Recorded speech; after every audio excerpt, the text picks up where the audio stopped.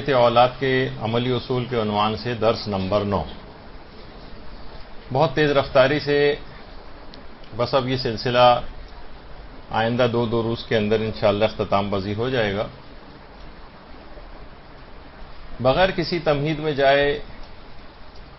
براہ راست موضوع کے اوپر گفتگو شروع کر دیتے ہیں. دیکھیے، علماء کرام یہ فرماتے ہیں کہ قیامت کے دن سب سے زیادہ عذاب اس شخص کو دیا جائے گا جس کے اہل و عیال دین سے جاہل اور غافل رہ جائیں. باپ اگر ایڑی چوٹی کا پسینہ بہا کر کمانے کی مشین بنا ہوا ہے اور اس وجہ سے وہ اس کو ایک ایکسکیوز سمجھتا ہے کہ میں اس بنا پر اپنی اولاد کی صحیح تربیت نہیں کر پاتا کہ مجھے بہت زیادہ ان لوگوں کے لیے محنت کرنا پڑتی ہے رات و دن، تو وہ یہ بات سمجھ لے. علماء فرماتے ہیں کہ اگر اس کی اولاد جہنمی ہو گئی تو اس کمائی کا کیا فائدہ ہے. اور ایسی اولاد جس کے لیے اتنی تگ و دو کر رہا ہے اور رات و دن اس نے ایک کیا ہوا ہے، قیامت کے دن یہ اپنے باپ کی دشمن بن جائے گی. باقاعدہ سورہ تغابن میں بھی یہ بات کہی گئی ہے کہ بے شک تمہاری بیویوں اور تمہاری اولاد میں سے بعض تمہارے دشمن ہیں، تو تم ان سے ہوشیار رہو. یہ دشمن کب بنتے ہیں؟ جب ان کی صحیح تربیت نہ ہو تو یہ اولاد قیامت کے دن ان کی دشمن بن جائے گی. حرام کمائی اگر گھر میں لے کر آئے تو یہ بیوی جس کے لیے آسائشیں مہیا کر رہے ہیں اس دن دشمن بن جائے گی. اور یہ لوگ فریادیں کریں گے اور دہائیاں دیں گے کہ پروردگار اس شخص کو مزید عذاب دے کہ اس نے ہماری صحیح تربیت نہیں کی تھی، اس نے ہمیں رزق حلال کما کر نہیں کھلایا تھا جس کی وجہ سے ہم خراب ہو گئے. ورنہ جو حقیقی اور صحیح تربیت جس کو دے دی جائے ایسی اولاد کے لیے تو سورہ فرقان میں باقاعدہ اس کو آنکھوں کی ٹھنڈک کہا گیا ہے.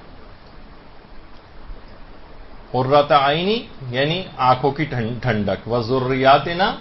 قرۃ اعین، کہ اولاد ایسی اولاد آنکھوں کی ٹھنڈک کب ہوتی جب وہ واقعی صحیح تربیت یافتہ اولاد بنتی ہے. دیکھیے یہ جو اولاد ہے سورہ انفال میں اس کو مال کو بھی اور اولاد کو بھی فتنہ کہا گیا ہے. فتنہ سے مراد لڑائی جھگڑے، فتنہ و فساد جس طریقے سے کہا جاتا ہے مستعمل ہے ہماری اردو زبان میں ان معنوں میں نہیں بلکہ آزمائش کے معنوں میں. تو یہ ایک آزمائش ہے، اس آزمائش کے اوپر پورا اترنا ہے. اچھا، اولاد کو اور گھر والوں کو جہنم میں جانے سے کیسے بچانا ہے وہ قرآن نے خود اس کی ایک مثال بیان کی ہے سورہ تحریم میں. قوا انفسکم واہلیکم نارا، اپنے آپ کو بھی آگ سے بچانا ہے جہنم کی اور اپنی اولاد کو بھی، اپنے گھر والوں کو بھی جہنم کی آگ سے بچانا ہے. یہاں پر ہمارے معاشرے کے اندر ایک تضاد نظر آ رہا ہے. بعض اوقات افراد خود تو آگ سے بچ رہے ہیں، صف اول کے نمازی بھی بن گئے ہیں، صدقات بھی دے رہے ہیں، روزے بھی رکھ رہے ہیں، سارے مستحبات کے اوپر بھی عمل ہو رہا ہے، لیکن ان کی اولاد کو دیکھیں اور ان کو دیکھیں تو زمین و آسمان کا فرق نظر آ رہا ہے. ان کا رخ اگر مشرق کی طرف ہے تو وہ بالکل برخلاف مغرب کی سمت میں نظر آ رہے ہیں. یہ روحانیت کے مسافر ہیں تو اولاد گناہوں کے سیلاب کے اندر بہتی چلی جا رہی. تو یہ دو رنگی جو ہے وہ ختم کرنا پڑے گی. تو اب ایسے نیک افراد جو ہیں جب ان سے آپ یہ سوال پوچھیں کہ بھئی ایسا کیوں ہے،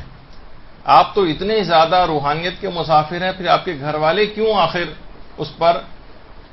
اس سمت کی طرف نہیں ہیں جس پہ آپ ہیں؟ تو وہ کہتے ہیں کہ بھئی ہم کیا کریں، بیوی کو بھی ہم بہت سمجھاتے ہیں، اولاد کو بھی بہت سمجھاتے ہیں، لیکن مجبور ہیں، ہم نے تو اپنا فریضہ ادا کر دیا. تو پروردگار نے اس آیت کے اندر آگ کی مثال دے کر یہ بات واضح کر دی ہے کہ گھر والوں کو جہنم کی آگ سے جلنے سے کیسے بچانا. کہ اگر اولاد دیکھیے فقط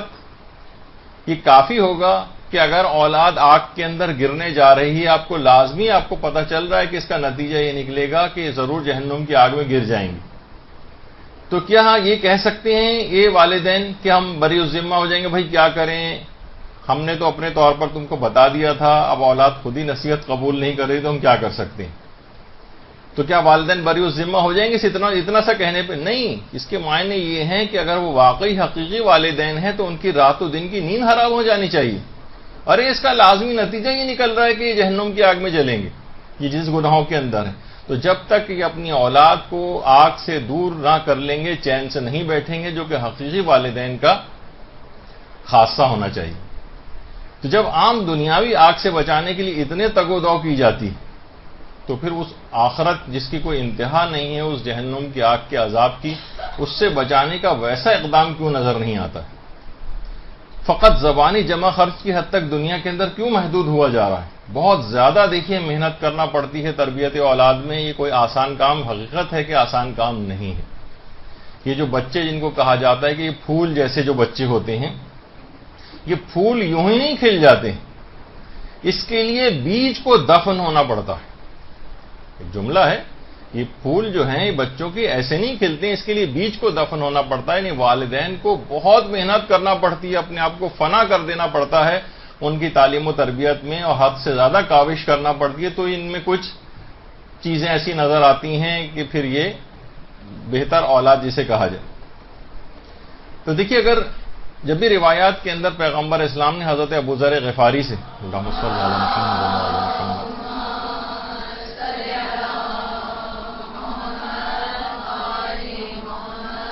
سے فرمایا تھا کہ جب کوئی شخص خود نیک ہو جاتا ہے تو اللہ اس کے نیک ہو جانے کے وسیلے سے اس کی اولاد اور اس کی اولاد کی اولاد کو بھی نیک بنا دیتا ہے، یعنی یہ سلسلہ جو ہے نیکی کا، یہ نسلوں تک چلتا رہتا ہے۔ شرط یہ ہے جو ہم ہر دفعہ فرض اولی و تربیت اولاد کے اندر قرار دیتے ہیں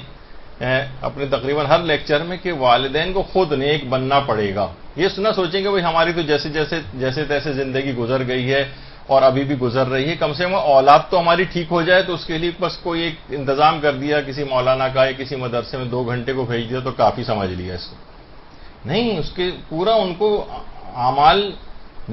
نیک کر کے اس کو شو کرنا ہے بچے کے سامنے، خود صالح حقیقتاً بننا ہے، پھر اس کی یہ برکت ہوگی کہ اولاد بھی نیک بنے گی، اور اولاد کی اولاد اور سلسلہ نسلوں کے اندر ہی اس طرح سے جاری و ساری رہے۔ وہ گھر کہا جاتا ہے کتنا اچھا گھر ہے کہ جہاں باقاعدہ احکامات اسلامی کی تعلیم دی جاتی ہوں گھر میں، اور شاعر اسلامی کو زندہ کیا جاتا ہو، اسلامی احکام اور فقہ جو ہے وہ وغیرہ سکھائی جاتی ہو، یعنی بہترین گھروں میں سے گھر جو ہے اس کو قرار دیا گیا ہے۔ اور ہر شخص یہ چاہتا ہے کہ بھئی یہ جو اس کی میں اتنی تربیت کر رہا ہوں یہ خود بعد میں میری خدمت گزار ہو سب کچھ، تو اس کے لیے بھی یہی ہے کہ دیکھیے والدین جو ہیں خود اپنے والدین کا احترام شروع کر دیں، کیونکہ یہ بھی روایت کے اندر آیا ہے کہ تم اپنے بزرگوں کا احترام کرو تاکہ تمہارے بچے تمہارا احترام کریں۔ اب مسئلہ یہ ہے کہ یہ تو اپنے بزرگوں کا احترام کر نہیں رہے، مثلا ماں جو ہے وہ اپنی ساس سے لڑ رہی ہے، اور باپ جو ہے وہ اپنے سسرال والوں سے لڑ رہا ہے، یہ اپنے گھر والوں سے، یہ سب افراد لڑ رہے ہیں، ان کے گھر میں اگر بزرگوں کا کوئی احترام نہیں تو یہ بچے بھی کل آپ کا احترام نہیں کریں گے۔ جس طریقے سے کہا جاتا ہے نا، جو کسی بوڑھے کی بزرگی کی وجہ سے پیغمبر فرماتے ہیں عزت کرے گا، تو خدا اس کے بڑھاپے میں کسی جوان کو فراہم کرے گا جو اس کی اپنے بڑھاپے میں اس کا عزت و اکرام کرے گا۔ یعنی جو آپ اس دنیا میں اس وقت کر رہے ہیں، یہ جو گھر میں افراد، ہر شخص کے گھر میں کچھ نہ کچھ بزرگ ہوتے ہیں، ان کے عزت و احترام میں کوئی کمی نہیں آنی چاہیے، اور آگے بڑھ کر ان کے کام کرنا۔ مثلا بہو یہ سمجھے کہ یہ ساس ہے، بوڑھی ہے، بیماریاں اس کے ساتھ لگی ہوئی ہیں، مثلا انتقال ہو گیا ہے اس کے، مثلا شوہر کا، بہت سے گھروں میں اس طرح سے بھی ہوتا ہے کہ بیوائیں جو ہیں وہ موجود ہیں، تو ان کا ذرا زیادہ اکرام خیال، ان کے ساتھ کوئی بدتمیزی نہ ہو، کوئی ان کی عزت و اکرام میں کوئی کمی نہ آنے پائے، تھوڑا سا آگے بڑھ کر پیغمبر کی اس حدیث کو دماغ میں رکھتے ہوئے کم سے کم اس کو اقدام کر لیں، تو خود جب اس کا اپنا بڑھاپا آئے گا تو پھر یہ دیکھے گی کہ کس قدر اس کو غیب سے اس کے لیے اس کا خیال کرنے والے جو ہے وہ افراد اس کو ملیں گے۔ اچھا، یہ تو تھوڑی سی تاکہ ایک دماغ میں کلیئر ہو جائے کہ کس طرح سے تربیتی اولاد کے سلسلے کو آگے بڑھانا ہے۔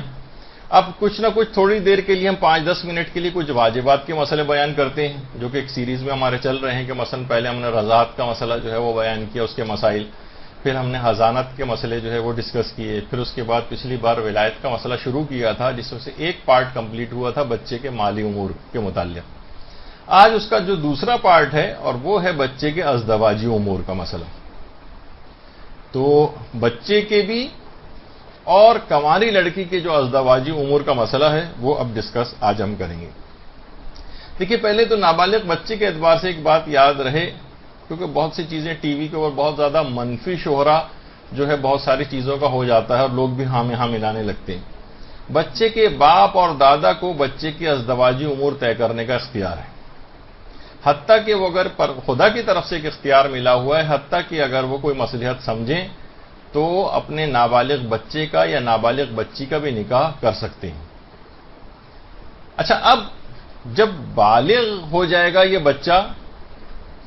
تو اس کے بعد اس کے پاس مکمل اس بات کا اختیار رہے گا کہ اگر وہ اس نکاح کے اندر کوئی خرابی دیکھے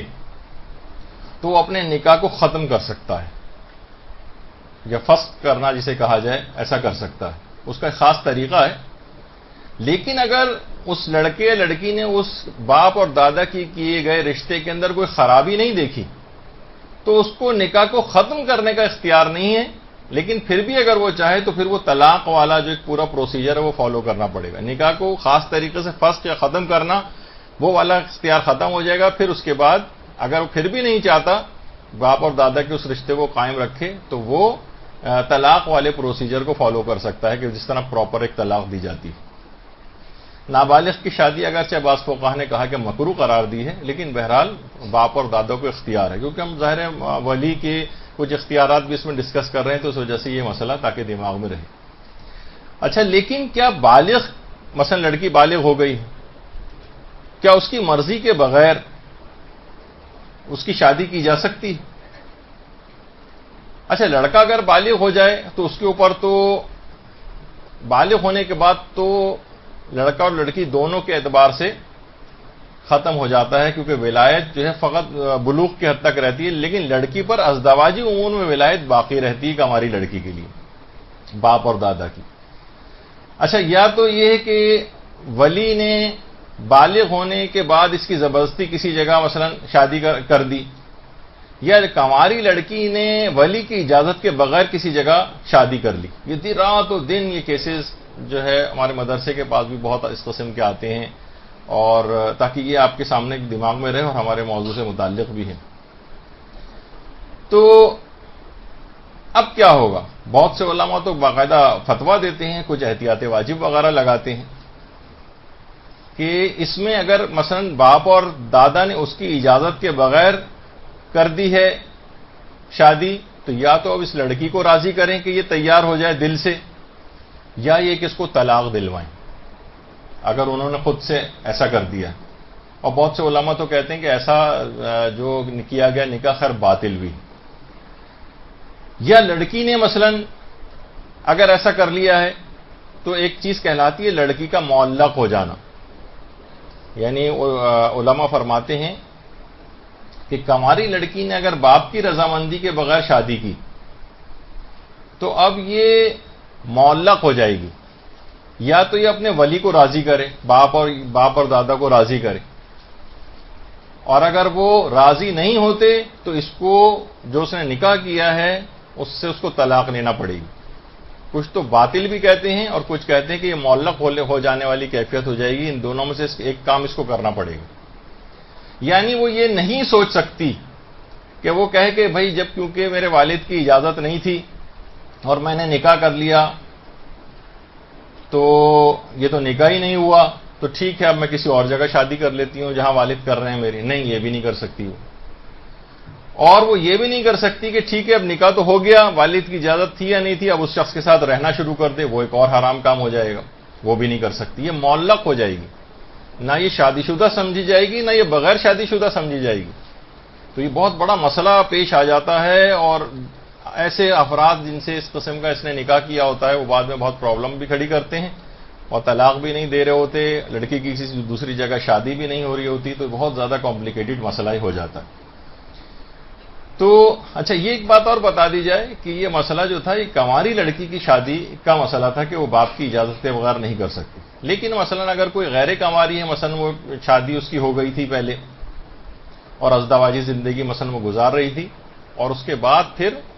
مثلا یا تو وہ بیوہ ہو گئی یا اس کو طلاق ہو گئی، اس کے بعد وہ کوئی دوسری شادی کرنا چاہے تو اس کے بعد پھر باپ اور دادا وغیرہ کی اجازت ختم ہو جاتی ہے، صرف یہ فقط کنواری لڑکی کا مسئلہ ہے۔ اس میں البتہ ایک بات اور بتا دی جائے، کیونکہ یہ معاشرے کے اندر ہر قسم کے جو ہے کیسز آ رہے ہوتے ہیں. نہیں، پہلے ایک اور بات بتا دی جائے اس میں کہ باپ اور دادا میں سے جو بھی موجود ہوں ان سے اجازت لے لی جائے. باپ موجود ہے تو باپ سے اجازت لے لی جائے، باپ کا انتقال ہو گیا، دادا موجود ہیں تو ان سے اجازت لے لی جائے. یعنی دونوں اس معاملے میں یعنی برابر ہیں. اور باپ و دادا اگر دونوں موجود ہوں تو کسی ایک کی بھی اجازت لے لی جائے تو کافی. ہماری لڑکی کو شادی کے لیے ان میں سے کسی کی بھی اجازت لے لے تو یہ کافی ہے اس کے لیے. مسئلہ اس وقت کھڑا ہوتا ہے اگر باپ اور دادا میں اختلاف ہو جائے. مثلا باپ تو تیار نہیں ہے، ہماری لڑکی نے شادی کر لی ہے اور باپ جو ہے وہ مثلا تیار نہیں ہے لیکن دادا جو ہے وہ تیار ہے، یا الٹا کر لیں دادا تیار نہیں ہے اور باپ تیار ہے، تو دونوں کی اجازتیں جب بالکل یکساں ہیں اور باپ اور دادا میں اگر اختلاف ہو جائے تو بقول ہمارے استاد محترم کے یہاں پہ دادا گیری چلے گی. یعنی اس موقع پر دادا کا فیصلہ جو ہے وہ مقدم سمجھا جائے گا. اچھا، ایک تو یہ مسئلہ ہوا. اچھا، بہت سے معاملات ایسے ہوتے ہیں کہ جب ولی کی اجازت ساقط بھی ہو جاتی، یعنی کماری لڑکی بغیر باپ کی اجازت کے بھی شادی کر سکتی. اس میں سے ایک موقع وہ ہوتا ہے کہ آج کل بھی بہت اس طرح کی چیزیں آ جاتی ہیں جب ولی غائب ہو جائے. یعنی مثلا دادا کا تو پہلے انتقال ہو گیا تھا، باپ بھی جو ہے کسی دوسرے ملک گیا، پتہ نہیں چل رہا ہے اس کا کہ وہ کہاں چلا گیا ہے. بہت سے ایسے ہوتے ہیں کہ مثلا آج کل اٹھا کے لے گئے، پتہ چلا باپ جو ہے وہ گوانٹانامو بے کی جو جیل میں وہاں پر ہے، اس سے کوئی رسائی بھی نہیں ہے اس تک. مثلا بہت سارے اس طرح کی چیزیں ہو سکتی ہیں کہ جب ولی جو ہے مثلا غائب ہو اور اس سے اجازت لینا ممکن نہ ہو، تو ایسے موقع پر پھر ولی کی اجازت ساقط ہو جائے گی. اب ساری زندگی بوڑھی تو نہیں ہو جائے گی اپنے گھر میں بیٹھے بیٹھے کہ باپ کی میں تلاش کروں. تلاش کرنا ہے، لیکن اس کے بعد اگر مایوسی ہو جائے اور باپ سے کسی صورت اجازت ملنے کا امکان پیدا نہ ہو تو پھر ولی کی اجازت ساقط ہو جاتی. دوسری ایک چیز ہے کہ جب لڑکی کنواری نہ رہے، لیکن ابھی آپ کو یہ بات بیان کی گئی کہ اس صورت میں یہ وہ والے معاملے کی بات ہے کہ جب شادی اور شرعی طریقے سے ایسا معاملہ ہو، یعنی طلاق اس کو ہو جائے یا مثلا بیوہ ہو جائے اور ایک ازدواجی زندگی ایک نارمل طریقے سے گزار رہی تھی جس کے نتیجے میں وہ کنواری نہ رہی تھی، تو پھر ابھی باپ کی اجازت ختم ہو جاتی ہے. لیکن ایک اور مسئلہ جو آغا سیستانی فرماتے ہیں کہ احتیاط واجب یہ ہے کہ اگر لڑکی نے حکم خدا کی مخالفت کرتے ہوئے جو ہے وہ کنواری نہیں رہی ہے تب بھی اس کو احتیاط واجب کی بنا پر باپ کی اجازت ضروری ہے. تو یہ ایک اہم مسئلہ ہے. لیکن دیگر مراجع کہتے ہیں کہ بہرحال اگر وہ کنواری اب نہیں رہی ہے تو اس کی اجازت ختم ہو جاتی ہے. لیکن آغا سیستانی نے خاص طور پر احتیاط واجب لگا کر اس صورت میں بھی باپ کی اجازت کو لازمی قرار دیا. اچھا، اب ایک مسئلہ یہ ہے جو تیسرا کہا جاتا ہے کہ جس موقع پر اجازت ساقط ہوتی ہے کہ جب لڑکی کو شادی کی حاجت ہو، ورنہ وہ گناہ میں پڑ جائے گی. مثلا اس کی پسند کا شخص اس کا کفو بھی ہو یا کف جسے کہا جاتا ہے، یعنی اس کا ہم پلہ ہو، باپ کوئی متبادل رشتہ بھی پیش نہ کرے اور اس رشتے کے لیے بھی اجازت نہ دے لڑکی. یعنی یہ بعض اوقات اتنے پیچیدہ قسم کا جو ہے وہ کیس ہو جاتا ہے. یعنی وہ لڑکی کو شادی کی حاجت بھی ہے ورنہ وہ گناہ کے اندر گرفتار ہو رہی ہے، اس کی جس سے وہ شادی کرنا چاہ رہی ہے وہ اس کا کف بھی ہے، یعنی وہ شرعن اور عرفن اس کا ہم پلہ ہے، ابھی جس کی آگے چل کر تفصیل آئے گی. اور باپ کوئی متبادل رشتہ بھی پیش نہیں کر رہا ہے. ایک ہوتا ہے نا باپ نے متبادل رشتہ پیش کر دیا، ٹھیک ہے تمہیں یہ ہے لیکن تمہارے یہ بالکل برابر کا رشتہ یہ میں پیش کر رہا ہوں جس کی ابھی آگے چل کے اس کی بھی تفصیل آئے گی. لیکن یہ جو ہے کہ شادی کی حاجت ہے، پسند کا شخص کف بھی ہے، باپ متبادل رشتہ بھی پیش نہیں کر رہا ہے اور اجازت بھی نہیں دے رہا ہے اس کو اس شادی کی، اس موقع پر پھر اس کی اجازت باپ کی ختم ہو جاتی. تو اچھا، اب لیکن لڑکی کو جو شخص مثلا پسند آ رہا ہے، عام طور پر تو اسی طرح کے کیسز ہوتے ہیں، وہ شرعن اور عرفن اس کا ہم پلہ بھی نہیں، کف نہیں، تو باپ جو ہے وہ منع کر رہا ہے. مثلا شرعن کف نہیں ہے کہ کیا معنی ہے؟ مثلا یہ کہ لڑکا غیر شیعہ ہے، غیر شیعہ ہے، باپ کو پتہ ہے کتنی کمپلیکیشنز ہوں گی کہ یہ دوسرے مذہب کے اندر جو ہے وہ شادی کرنا، وہ کافر واخر کا معاملہ نہیں ہے. مثلا غیر شیعہ ہے، وہ کسی اور فرقے سے تعلق رکھتا، مثلا جو ہے وہ وہابی العقیدہ ہے یا کوئی بھی اس طرح سے ہے، اور باپ کو پتہ ہے کہ بعد میں بڑے مسائل اس کے ساتھ ہو جائیں گے. تو باپ اس کو پسند نہیں کر رہا اور منع کر رہا ہے, تو پھر وہ اجازت کے بغیر باپ کی شادی نہیں کر سکتی, چاہے باپ کوئی متبادل رشتہ بھی پیش نہ کر رہا ہو, کیونکہ یہ اس کا شرعن کفر نہیں یا عرفن ہم پلہ نہیں. مثلا فقط مالی حیثیت کی بات نہیں. مثلا مثال دے دوں کہ مثلا ایک لڑکی ہے, وہ ایک مجتہد کی, ایک بہت بڑے عالم کی, بہت باعزت خاندان کی لڑکی, اور جس لڑکے سے شادی کرنا چاہ رہی ہے مثلا وہ کوئی عرفن, یعنی میں کہہ رہا ہوں کہ عرفن ہم پلہ ہوں, مثلا وہ نائی ہے, قصائی ہے, خاکروب ہے مثلا, چلیں اگر وہ نہیں, میں اس کی تو اب کیا ہو رہا ہے کہ عرفن ہم پلہ نہیں, تو چاہے وہ شرعن کفر نہ ہو یا عرفن کفر نہ ہو, اور باپ چاہے متبادل رشتہ پیش بھی نہ کرے اور باپ منع کرے کہ نہیں میں اس سے شادی,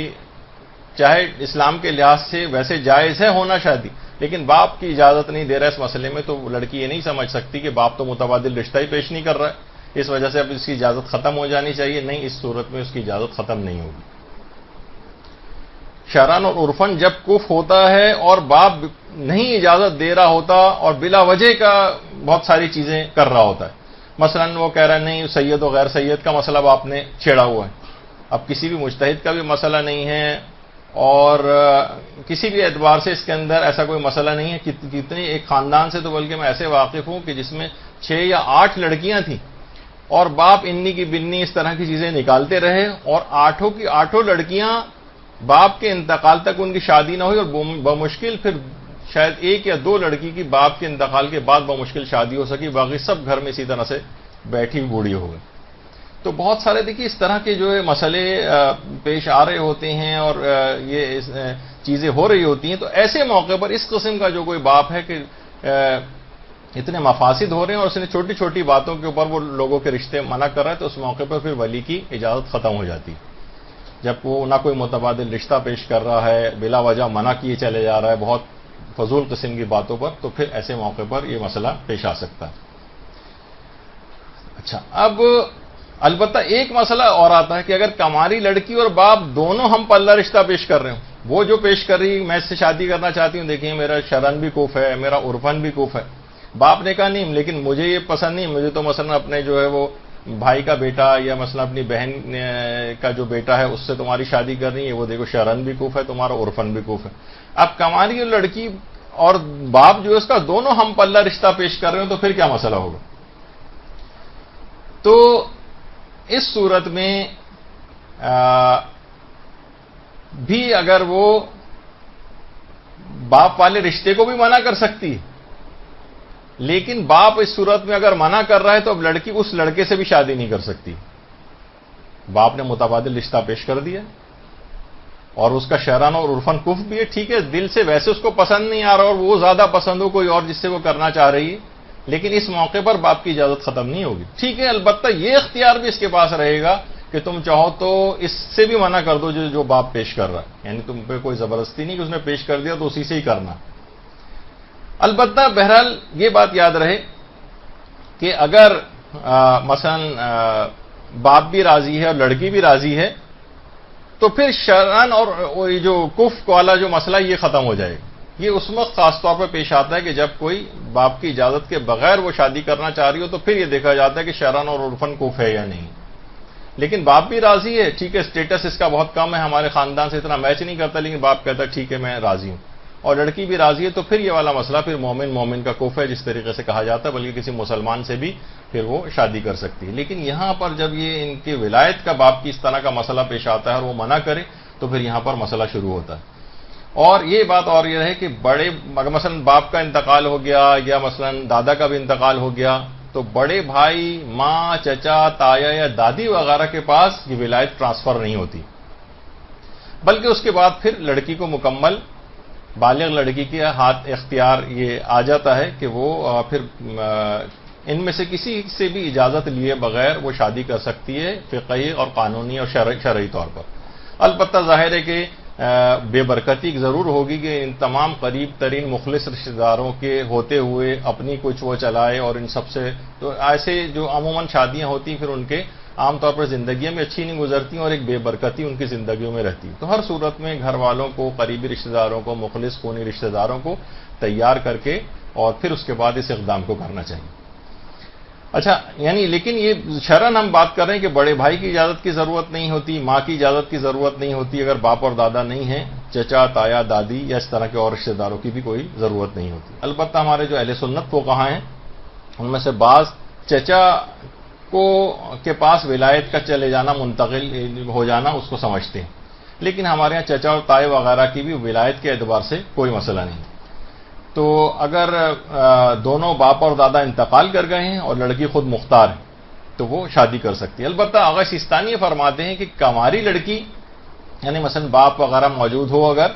اور کماری لڑکی ہے، اگر کماری لڑکی خود مختار ہے، مثلا خود کماتی ہے، خود کھاتی ہے، بالکل انڈیپینڈنٹ ہے، تو وہ فرماتے ہیں کہ احتیاط واجب کی بنا پر اس لڑکی کو بھی کماری اگر ہے تو باپ کی اجازت ضروری ہے، چاہے وہ خود مختاری کیوں نہ ہو. اور اگر کوئی خود مختار نہیں ہے، باپ کی زیر کفالت رہتی ہے، عمومی زندگی کی جو اس کی چیزیں اس میں خود مختار نہیں ہے وہ، تو اس کو تو فتوے کی بنا پر اجازت لینی ضروری ہے. اور اگر خود مختار ہے تو احتیاط واجب کی بنا پر اجازت لینا ضروری ہے. یعنی مقام عمل میں تو تقریباً دونوں جگہ اس کو اجازت لینی ہے آغا سیستانی کے نظریے میں. باقی جو علماء ہیں وہ بہرحال ان کا بھی مسئلہ میں نہیں بتا رہا. اچھا، اس میں ابھی تک بھی جتنے مسئلے اس کے اندر بیان ہوئے ہیں، اس میں میرا مشورہ یہ ہے کہ کوئی راست اقدام کرنا چاہے تو ہمیشہ ان تمام کاموں میں جانے سے پہلے علماء کے پاس ضرور جائے، سارا مسئلہ اپنا رکھے، پھر وہ صحیح طور پر آپ کو بتائیں گے کہ کب باپ کی اجازت ختم ہو رہی ہے، کب باپ کی اجازت ختم نہیں ہو رہی ہے. ورنہ ایسی لڑکیاں معلق ہو جاتی ہیں اور اس میں سے ہم نے 99.99% لڑکیوں کو صرف اور صرف ذلیل و خوار ہوتے ہوئے دیکھا. جو بھی اس قسم کا کوئی اقدام اگر کوئی کر رہا ہو آپ کے ارد گرد میں بھی کوئی مومنہ اس لحاظ سے، تو بہت سارے دیکھیے اس قسم کے معاملات ہوتے ہیں. آج کل ٹی وی وغیرہ جو ہے وہ جس اعتبار سے آزاد ہے اور ٹی وی کے اوپر جو ڈرامے آ رہے ہیں اس سے انفلوئنس ہو کر اور بغیر باپ کی اجازت کے تو بہت ایک تو گناہوں کی زندگی پوری گزرتی ہے ان کی، اور اگر بالفرض کسی شرعی اعتبار سے ہو بھی جائے تو بہت ہی ان کی سمجھنے کے لحاظ سے وہ ریجیکٹڈ بالکل سمجھی جاتی ہیں معاشرے سے. کسی جگہ ان کی کوئی عزت نہیں ہوتی، باپ کی زندگی میں بہت تکالیف میں گزرتی ہیں، ایک بہت بڑے عذاب کا شکار ہو جاتی ہیں حقیقتاً. اور دوسرا خاص طور پر جب شادی جس نے کی ہے وہ طلاق بھی نہ دے رہا ہو تو معاملہ اور بہت زیادہ گمبھیر ہو جاتا ہے. ادھر باپ بھی اکڑ جاتا ہے کہ میں بھی اجازت نہیں دوں گا، اور ادھر وہ شوہر بھی طلاق نہیں دے رہا ہوتا، تو یہ بالکل معلق ہو کے رہ جاتی ہے. بڑے مسئلے ہیں، تو ہمیشہ کوئی بھی اس پہ بس صرف ابھی کے جو مسئلے سنے اس کے مطابق بھی اقدام نہ کرے. بہت سارے کمپلیکیشنز بیچ میں آتی ہیں، علماء کے پاس جا کر صحیح طور پر فقہی مسئلہ جو ہے وہ اپنے لیے پتہ کرے. اچھا، اب آ جائیے، تو فقہی مسئلے تھے، اب آ جائیے جو کہ ہماری تربیت کے اور جو امور ہے اس کے اندر بات شروع ہوتی ہے. دیکھیے، بچے کی جسمانی تربیت بھی کرنا ہے. اگر کوئی بچہ شروع سے بہت کمزور ہے، لاغر ہے، بالکل ہی فزیکلی گویا ایک لحاظ سے ہینڈی کیپ ہوا ہے، اس کی صحیح جسمانی تربیت نہیں کی گئی، تو پھر بعد میں کیا اس سے آپ توقع کریں گے کہ کیا آپ کے لیے کارآمد جو ہے وہ بچہ معاشرے کو جو ہے وہ کے سامنے پیش کیا جا سکے گا. تو ساری زندگی بھی جس کی صحیح طور پر جسمانی تربیت بچے کی نہ ہوئی ہو، وہ بھی ساری زندگی ایک سست اور کاہل کی طرح سے جو ہے معاشرے کے اندر نظر آئے گا. پچھلی بار بھی ہم نے یہ بات بیان کی تھی کہ بچے کی ایک مکمل نیند بہت ضروری ہے. دیکھیے، جس کی بہت کم توجہ لوگ اس کے اوپر دیتے ہیں. بچے کی ویسے تو عمر جیسے جیسے بڑھتی جاتی ہے نیند کی کچھ ریکوائرمنٹ کم ہو جاتی ہے، لیکن عام طور پر جو بچہ ہے بہت شروع میں تو 20-20 گھنٹے بھی سو رہا ہوتا ہے وہ، اس کے بعد 15 گھنٹے اور 12 گھنٹے اور 10 گھنٹے کی تو کم سے کم بچے کو ایک لازمی نیند چاہیے ہوتی. ورنہ چلیں بہت اگر ہم نے اس میں سے کم کر دیے تو 8 گھنٹے کی مسلسل نیند تو ضرور چاہیے ہوتی. یہ نہیں کہ مثلا رات کو آپ نے اس کو جو ہے وہ رات کے 1 بجے یا 2 بجے سو رہا ہے وہ، اور اس کے بعد اسکول جانے کے لیے آپ نے 6-7 بجے 4-5 گھنٹے کے بعد اسے اٹھا دیا. اب کیا ہوگا؟ اس کی اسکول کی پرفارمنس خراب ہوگی. اچھا، جب اسکول پرفارمنس خراب ہوگی وہاں پہ اس کو ڈانٹیں پڑیں گی، کام نہیں کر کے لا رہا ہے یا بات کو صحیح طور پر سمجھ نہیں پا رہا ہے. پھر وہ آپ کے پاس آئے گا، رزلٹ خراب آئے گا، باپ کی طرف سے بھی مثلا اس کو یہ ہوگا، ماں کی طرف سے بھی ڈانٹ پڑے گی. تو بچہ ایک ڈپریشن میں جاتا ہے. اس ڈپریشن کے نتیجے میں وہ اس کی ایک ہائپر ایکٹیویٹی شروع ہوتی ہے. جسے وہ کہا جاتا ہے نا اٹینشن ڈیفیسٹ ہائپر ایکٹیویٹی ڈس آرڈر، جو ہمارے ڈاکٹر علیم کے اکثر اس طرح کے مضامین ہوتے ہیں وہ آپ کو سمجھائیں گے کہ وہ عام طور پہ جو بہت زیادہ بچے ہائپر ایکٹیو ہوئے اور اچھل کود کرتے نظر آ رہے ہیں، ان کے اندر ایک ڈپریشن کی وجہ سے ایسا ہو رہا ہوتا ہے، اور اس میں ایک بڑی وجہ یہ بھی ہوتی ہے کہ ان کی نیند پوری نہیں ہو رہی۔ تو یہ جو لائف سٹائل ہے دیر سے سونے کا اور بچے کی نیند پوری نہ ہونے کا، یہ میں اپنے ذاتی طور پر ایک بات اطمینان سے کہہ سکتا ہوں، ہو سکتا ہے کہ صاحبان علم اور وہ سب لوگ اس سے پتہ نہیں اتفاق کریں یا نہ کریں، کم سے کم اس لائف سٹائل میں جو آج کل لوگوں نے اپنایا ہوا ہے، رات کو دیر سے سونے کا، بچوں کے لیے بہت کم نیند، پھر اگلے دن یہ متاثر ہونا اور یہ سب چیزیں، تو کم سے کم یہ امام زمانہ کی فوج کا سپاہی تیار نہیں ہو سکتا۔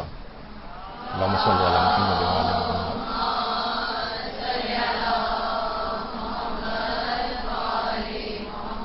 پتہ نہیں سپاہی نہ تیار ہونے پہ آپ نے درود پڑھا ہے، امام زمانہ کے نام پہ پڑھا، یہ پتہ نہیں تھا مجھے، بہرحال۔ تو یہ دیکھیے کہ خالی زبانی جمع خرچ سے کہ آج کل ٹرینڈ ہو گیا، نہیں بچہ میرا ماشاءاللہ امام زمانہ کی فوج کا سپاہی بنے گا، ارے بھائی نہیں بن سکتا، یہ آپ نے جو گھر کا ماحول بنایا ہوا ہے اس میں امکان ہی نہیں ہے اس بات کا۔ فوج کے اندر وہی جا کر شامل ہو سکتا ہے جو ابتدائی فوجی ٹریننگ لے چکا، روڈ پہ کوئی بھی چلتا ہوا آدمی ہے، سیکورٹی گارڈ کی کمپنی تھوڑی جو بھی چلتا ہوا نظارہ سے بلاتے ہیں اور کہتے ہیں کہ سیکورٹی گارڈ بھرتی ہونا، بغیر ٹریننگ کے بھرتی ہو جاتا ہے، وہ پھر چوریاں چکاریاں کرتا ہے۔ امام زمانہ کی فوج میں تو اس قسم کی بات نہیں ہوگی نا، تو ایک پورے ٹریننگ پروسیجر ہے یہ اس قسم کا جو بچے ہوتے ہیں جن کے گھر میں اس طرح سے ان کے لیے دیکھیے ایک ماحول تیار کر کے دینا پڑتا ہے بچے کو جلد سونے کے لیے۔ گھر میں اپنا لائٹس کو آف کریں، مثلا 10 بجے کے قریب جس ٹائم پہ بھی آپ کو بچے کو سلانا ہے، اس میں سب لوگ ایک مصنوعی طور پر ہی کیوں نہ صحیح جب بچے سو جائیں تو اس کے بعد بڑے اپنی ایکٹیویٹی کسی اور کمرے میں جاگنا ہے، کوئی کام کرنا ہے تو اس لحاظ سے جو ہے وہ جاری رکھ سکتے ہیں، لیکن بچے کو جلد سنانے کے لیے ایسا نہیں کہ پورے گھر کے اندر پورا بقائے نور گھر بنا ہوا ہے، ٹی وی بھی چل رہا ہے اور سب کچھ ہے، اس میں آپ بچے کو کہیں جاؤ جا کر سو، ٹی وی پہ بہترین پروگرام اور وہ جو ہے ایکسائٹڈ چیزیں اس کی آ رہی ہیں، اسے آپ کہنے سونے کے لیے چلے جاؤ، یہ پاسبل نہیں۔ آپ کو گھر میں ایک ماحول کریٹ کرنا پڑے گا۔ اور دیکھیے آپ دیکھتے نہیں کہ ایئر لائن کے اندر بھی اگر کوئی سفر کر رہے ہوتے ہیں تو جب تک لائٹیں جل رہی ہوتی ہیں تب تک تو سب چاقو چوبند ہوتے ہیں، اور جیسی لائٹس آف ہوتی ہیں 10 منٹ کے اندر اکثر لوگ سوتے ہوئے آپ کو نظر آتے ہیں، ایک ماحول بن جاتا ہے۔ تو والدین کو بھی چاہیے کہ بچوں کے ساتھ آ کر لائٹس آف کر کے آ کر ساتھ لیٹیں، ان کو کہانیاں سنائیں، 10, 15, 20 منٹ میں آدھے گھنٹے کے اندر بچہ سو جائے گا، اور اس کے بعد پھر جو بھی گھریلو کام وغیرہ کرنے ہیں وہ سب کیے جا سکتے ہیں۔ تو دیکھیے مغربی ممالک میں اس بات پہ پوری ریسرچ ہو رہی ہے اور بہت سی جگہوں پہ چیز شروع بھی ہو چکی ہے کہ بچوں کو ڈنر لازمی طور پر 6 بجے دے دینا چاہیے، اور اس کے بعد 7 بجے تک بچہ سو جائے، اور رات 7 سے لے کر صبح 7 تک وہاں کہتے ہیں 12 گھنٹے کی مکمل نیند لے کر پھر یہ اسکول جائے، اس کی ساری پرفارمنس بہترین ہوگی، بہترین طریقے سے وہاں پر پڑھے گا۔ تو 11-12 گھنٹے کی اچھی خاصی نیند، 10 گھنٹے کی نیند بچے کی اس طرح سے ہو تو بہترین اس کی جسمانی تربیت کے اندر معاون ثابت ہوگی یہ چیز۔ دیکھیے جسمانی تربیت کے اعتبار سے یہ بات یاد رکھنی چاہیے کہ بچہ انرجی سے بھرپور ایک شخصیت ہے، اس کو اچھلنا بھی ہے، اسے کودنا بھی ہے، اس پر اگر آپ اتنی زیادہ اس بات کی پابندیاں لگائیں گے جو عام طور پر گھروں میں دیکھنے میں آتی ہیں، اس کو صوفے پر اچھلنے پر ظاہر پابندی ہوتی ہے، اس کو بیڈز کے اوپر اچھلنے کے اوپر پابندی ہوتی ہے، گھر میں مثلا ادھر سے ادھر وہ دوڑتا ہوا جا رہا ہے، اس وقت اس کو ہر وقت ماں کی چیخو پکار کی آوازیں جو ہیں وہ کان میں جا رہی ہوتی ہیں، یہاں نہ جاؤ وہاں نہ جاؤ، اس کے اوپر نہ چڑھو اس کے اوپر نہ چڑھو، یہ مت کرو وہ مت کرو۔ تو نتیجے میں کیا ہوتا ہے کہ اس کی جو انرجی ہے وہ جسم کے اندر ایکومولیٹ ہوتی جاتی، بھرتی چلی جاتی۔ اچھا جلد نہ سونے کی ایک وجہ بھی یہی بنتی ہے اس بچے کی کہ اس کی توانائی جو اس کے جسم کے اندر تھی اس کا فزیکلی کوئی آؤٹ لیٹ کوئی چیز ہو نہیں پا رہی، جسم سے نکل نہیں رہی ہے۔ تو جیسے جیسے پھر یہ رات بڑھتی چلی جاتی ہے تو یہ بچہ اگر مثلا اچھل کود جو ہے وہ اس کو نہ کرنے کو ملے تو یہ کیا ہوگا کہ رات کو اس کے بعد پھر دیر تک جاگے گا لازمی، کیونکہ اس کی انرجی اس کے جسم سے نکلی نہیں، جب تک وہ پوری طور پر اس کی انرجی کا اخراج جسم کا نہیں ہوگا تب تک وہ تھکے گا نہیں اور بستر کے اوپر نہیں جائے گا۔ تو بچہ خوب اچھلے کودے، اور لازمی باپ کو ایک بات کی کوشش کرنی چاہیے کسی بھی گراؤنڈ میں کھلی جگہ کے اوپر اس کا کوئی نہ کوئی انتظام ہونا چاہیے۔ ظاہر ہے کچھ جگہوں کے اوپر لمیٹیشنز ہوں گی، اس کے لیے کوئی اور طریقہ کار جو ہے وہ سوچیں، لیکن بہرحال یہ کہ کسی نہ کسی میں یہ تھک کر وہاں سے آئے اور اس کے بعد پھر ڈنر وغیرہ کرے گا، اس کو پھر جلدی سونے کے امکانات اس کے اندر پیدا ہوں گے۔ اگر انرجی اس کی جسم کے اندر موجود رہی تو جیسے جیسے میں نے کہا کہ رات ہوتی جائے گی یہ مزید ایکٹیو ہوتا جائے گا، اور اس کے بعد پھر یہ جلدی نہیں سوئے گا، اور پھر ایک وہی سائیکل اگلے دن سے پھر اس کا ہوگا، پڑھائی بھی متاثر ہوگی اور باقی سب چیزیں بھی۔ تو دیکھیے بچہ جو ہے گھر میں کچھ کر نہیں پاتا، ڈرائنگ روم میں اس کو آپ جانے نہیں دیتی، کھیل کود اسے اس لحاظ سے نہیں کرنے دیتی۔ اچھا، کھیل کود کے اندر بھی ایک چیز اور بھی ہے کہ جسمانی کھیل کود کے ساتھ ساتھ اس کو کچھ ذہنی قسم کے بھی کھیل کود کروانے چاہیے، لیکن فزیکلی وہ جسمانی اعتبار سے اسے ایک ایسی اسپیس اس جگہ دیں کہ جہاں نہ شیشے کی چیزیں نہ ہوں۔ ذرا آپ مجھ سے تو ذرا متوجہ رہیں کہ اسے جو ہے نا ایک ایسی جگہ ملے جہاں وہ ایزیلی اپنے طور پر ایکٹیویٹی کر سکے، صوفے پہ بیٹھنا ہے تو اس کے اوپر بھی جا کر بیٹھ جائے، کچھ اور ایکٹیویٹی کرنی ہے وہ بھی کر لے۔ اب آپ نے ساری چیزیں ایسی رکھی ہوئی ہیں گھر میں کہ یہاں یہ کرے گا تو یہ چیز ٹوٹ جائے گی، وہ وہاں چیز رکھی ہے تو وہ گر جائے گی، اس طرح کی چیزیں بچوں کی پہنچ سے ہٹا دینی چاہیے، اور ایک کمرہ خاص طور پر کوئی ایسا ضرور بنا دینا چاہیے کہ جہاں پر ایزیلی وہ اپنی تمام جو ہے وہ پرفارمنس وہ دکھا سکے۔ اچھا، اسی طرح لحاظ سے دماغی جو کھیل ہیں، بچہ جیسے جیسے بڑا ہوتا جاتا ہے تو کھیلوں میں بھی اس کو اس قسم کے کھیل کھلوائیں گے جس میں اس کا کچھ دماغ اس کو لگانا پڑے، اسے کچھ کیلکولیشنز کرنی پڑیں، کچھ ایسے کھیل بہت سارے آپ کو خود دیکھ کے لانے پڑیں گے، یا اسمبل اور ڈس اسمبل کرنا ہے چیزوں کو، اس قسم کا بھی کوئی اس کو کھلونے بھی کچھ اس قسم کے لا کر دینے چاہیے جس میں اس کی تعلیمی جو ہے وہ نشو و نما وہ بھی بچے کے ساتھ ساتھ ہوتی رہے۔ یعنی کھیلوں سے بھی استفادہ کرنا چاہیے کہ بچے کے فزیکلی تو کھیل ہی رہا ہے، وہ جسمانی طور پر تو اس کی متاثر وہ جو انرجی وہ بھی نکل رہی ہے، لیکن دماغ بھی اس کا استعمال ہو رہا ہے۔ بنسبت علماء فرماتے ہیں، اور آغا ابراہیم امینی نے بھی اس بات کو لکھا ہے کہ بچے کو سیل سے چلنے والے کھلونے کبھی نہ دلوانے چاہیے، ورنہ یہ تماشبین بنے گا بس۔ ریموٹ کنٹرول سے چلنے والا، مثلا آپ نے جو روبوٹ دلوا دیا، ریموٹ کنٹرول سے چلنے والی گاڑی دلوا دی، ریموٹ کنٹرول سے چلنے والا جو مثلا کوئی اور چیز اس کو دلوائی، اس قسم کے جو کھلونے ہیں ان سے احتراز کرنا چاہیے، اس میں کوئی فائدہ نہیں ہے، اور ان کی عمر بھی 1 یا 2 دن سے زیادہ نہیں ہوتی بچے کے آنے کے پاس، وہ اگلے دن بیکار پڑا رہتا ہے، مہنگے بھی آتے ہیں، پیسہ بھی بلا وجہ کا ان کے اوپر خرچ ہوتا ہے۔ تو ایسی چیزیں ہوں کہ جو کہ دیرپا بھی ہوں، بچہ ہمیشہ ان کو دماغ کو بھی اپنے استعمال کرے، یہ تمام چیزیں بڑی اہم ہیں، ورنہ دماغی طور پر یا جسمانی طور پر کمزور، لاغر اور دماغی طور سے غبی بچہ، اس کی تربیت بھی وہ گم سم انداز میں جو وہ آپ کی بات سنے گا تو کوئی خاطر خواہ تربیت بھی نہیں ہو پائے گی۔ تو بچہ کیا کرتا ہے پھر ان سیل سے چلنے والے کھلونوں کو دیکھ دیکھ کر خوش ہوتا رہتا ہے، اور ایک تماشبین کی طرح سے ہوتا ہے، اس کی صلاحیتیں بھی بیدار نہیں ہوتی۔ بچوں کو چاہیے کہ کچھ نہ کچھ اب سختی والے جس میں فزیکل لیبر ذرا ہو، وہ ایسے کھیل اس کو اس میں ڈالنا چاہیے، کچھ مشکلات جھیلنے کا جس میں وہ عادی بنے، کچھ جسمانی طاقت جو ہے اس کو لگانی پڑے۔ والدین عام طور پہ غلطی کرتے ہیں، غلطی یہ ہوتی ہے کہ بچہ مثلا خود سے کوئی کام جب کرنا چاہتا ہے نا، مثلا وہ کھڑے ہو کر چلنا چاہ رہا ہے، نیا نیا چلنا سیکھ رہا ہے، فوراً بھاگ کر اس کی مدد کو تیار ہو جاتے ہیں، جو بہت بڑی غلطی ہے۔ بچے کو تھوڑا سا چاہے وہ ہلکا پھلکا سے گر جائے، بس ظاہر ہے کوئی ایسی بڑی چوٹ اس کو نہ لگے، لیکن اس طرح سے اوور کانشیس ہونا اور بچے کو ذرا سا یعنی اس مشکل سے گزار کر اس میں اس کی صلاحیت بیدار ہوتی، اس کو اس مشکلات سے نکلنے کا کہ وہ فن اور ہنر اور وہ چیز سیکھتا ہے۔ تو باپ اس انداز سے وہاں پر ضرور رہے کہ کوئی بڑا کوئی ایسا نقصان نہ ہو، لیکن بچہ کوئی جسمانی اعتبار سے کچھ نہ کچھ سختیوں میں اس جو گرومنگ ہوتی ہے، اس کی ذہنی صلاحیتیں بیدار ہوتی ہیں، کچھ مشکلات سے نکلنے کا فن وہ خود بھی سیکھتا ہے۔ نتیجہ ہے کہ بچے جو ہیں جوان اور اس حد تک چلے جاتے ہیں، بڑے بڑے ہو جاتے ہیں، اور اس کے بعد بھی وہ بالکل معذور بنے ہوئے اپنے والدین کی طرف دیکھ رہے ہوتے ہیں کہ یہ ہماری فلاں کام میں آ کر ہیلپ کریں گے تو ہوگا۔ ایگزام دینے بعد ابا چھوڑنے جائیں گے، اور پھر ابا ہی وہاں سے واپس اس بڑے 20-21 سال 25 سال کے لڑکے کو لینے جا رہے ہیں اور چھوڑنے جا رہے ہیں، اور بہت زیادہ یعنی اس میں کوئی اعتماد اس لحاظ سے نہیں آ پا رہا ہے۔ یہ صرف والدین کی وہ والی غلطی کہ بچپن ہی سے اس کو اس طور پر ایک اوور پروٹیکٹیو اس کے لیے ہونا، اور ہر چیز میں آگے بڑھ کر فوراً اس کی ہیلپ کے لیے چلے جانا، اس میں اس کی صلاحیتیں بن ہی نہیں پاتی جو کہ اس کے اندر پیدا ہو جانی چاہیے تھی۔ دیکھیے اس لحاظ سے جب ہم پیغمبر اسلام کی سیرت کا مطالعہ سلسلے میں کرتے ہیں،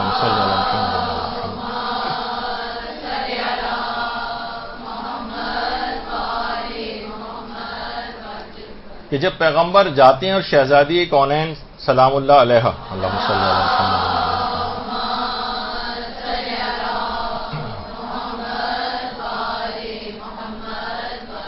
جب ان کے گھر پہنچتے ہیں، اچھا یہ تو حجرہ ہے شہزادی کا،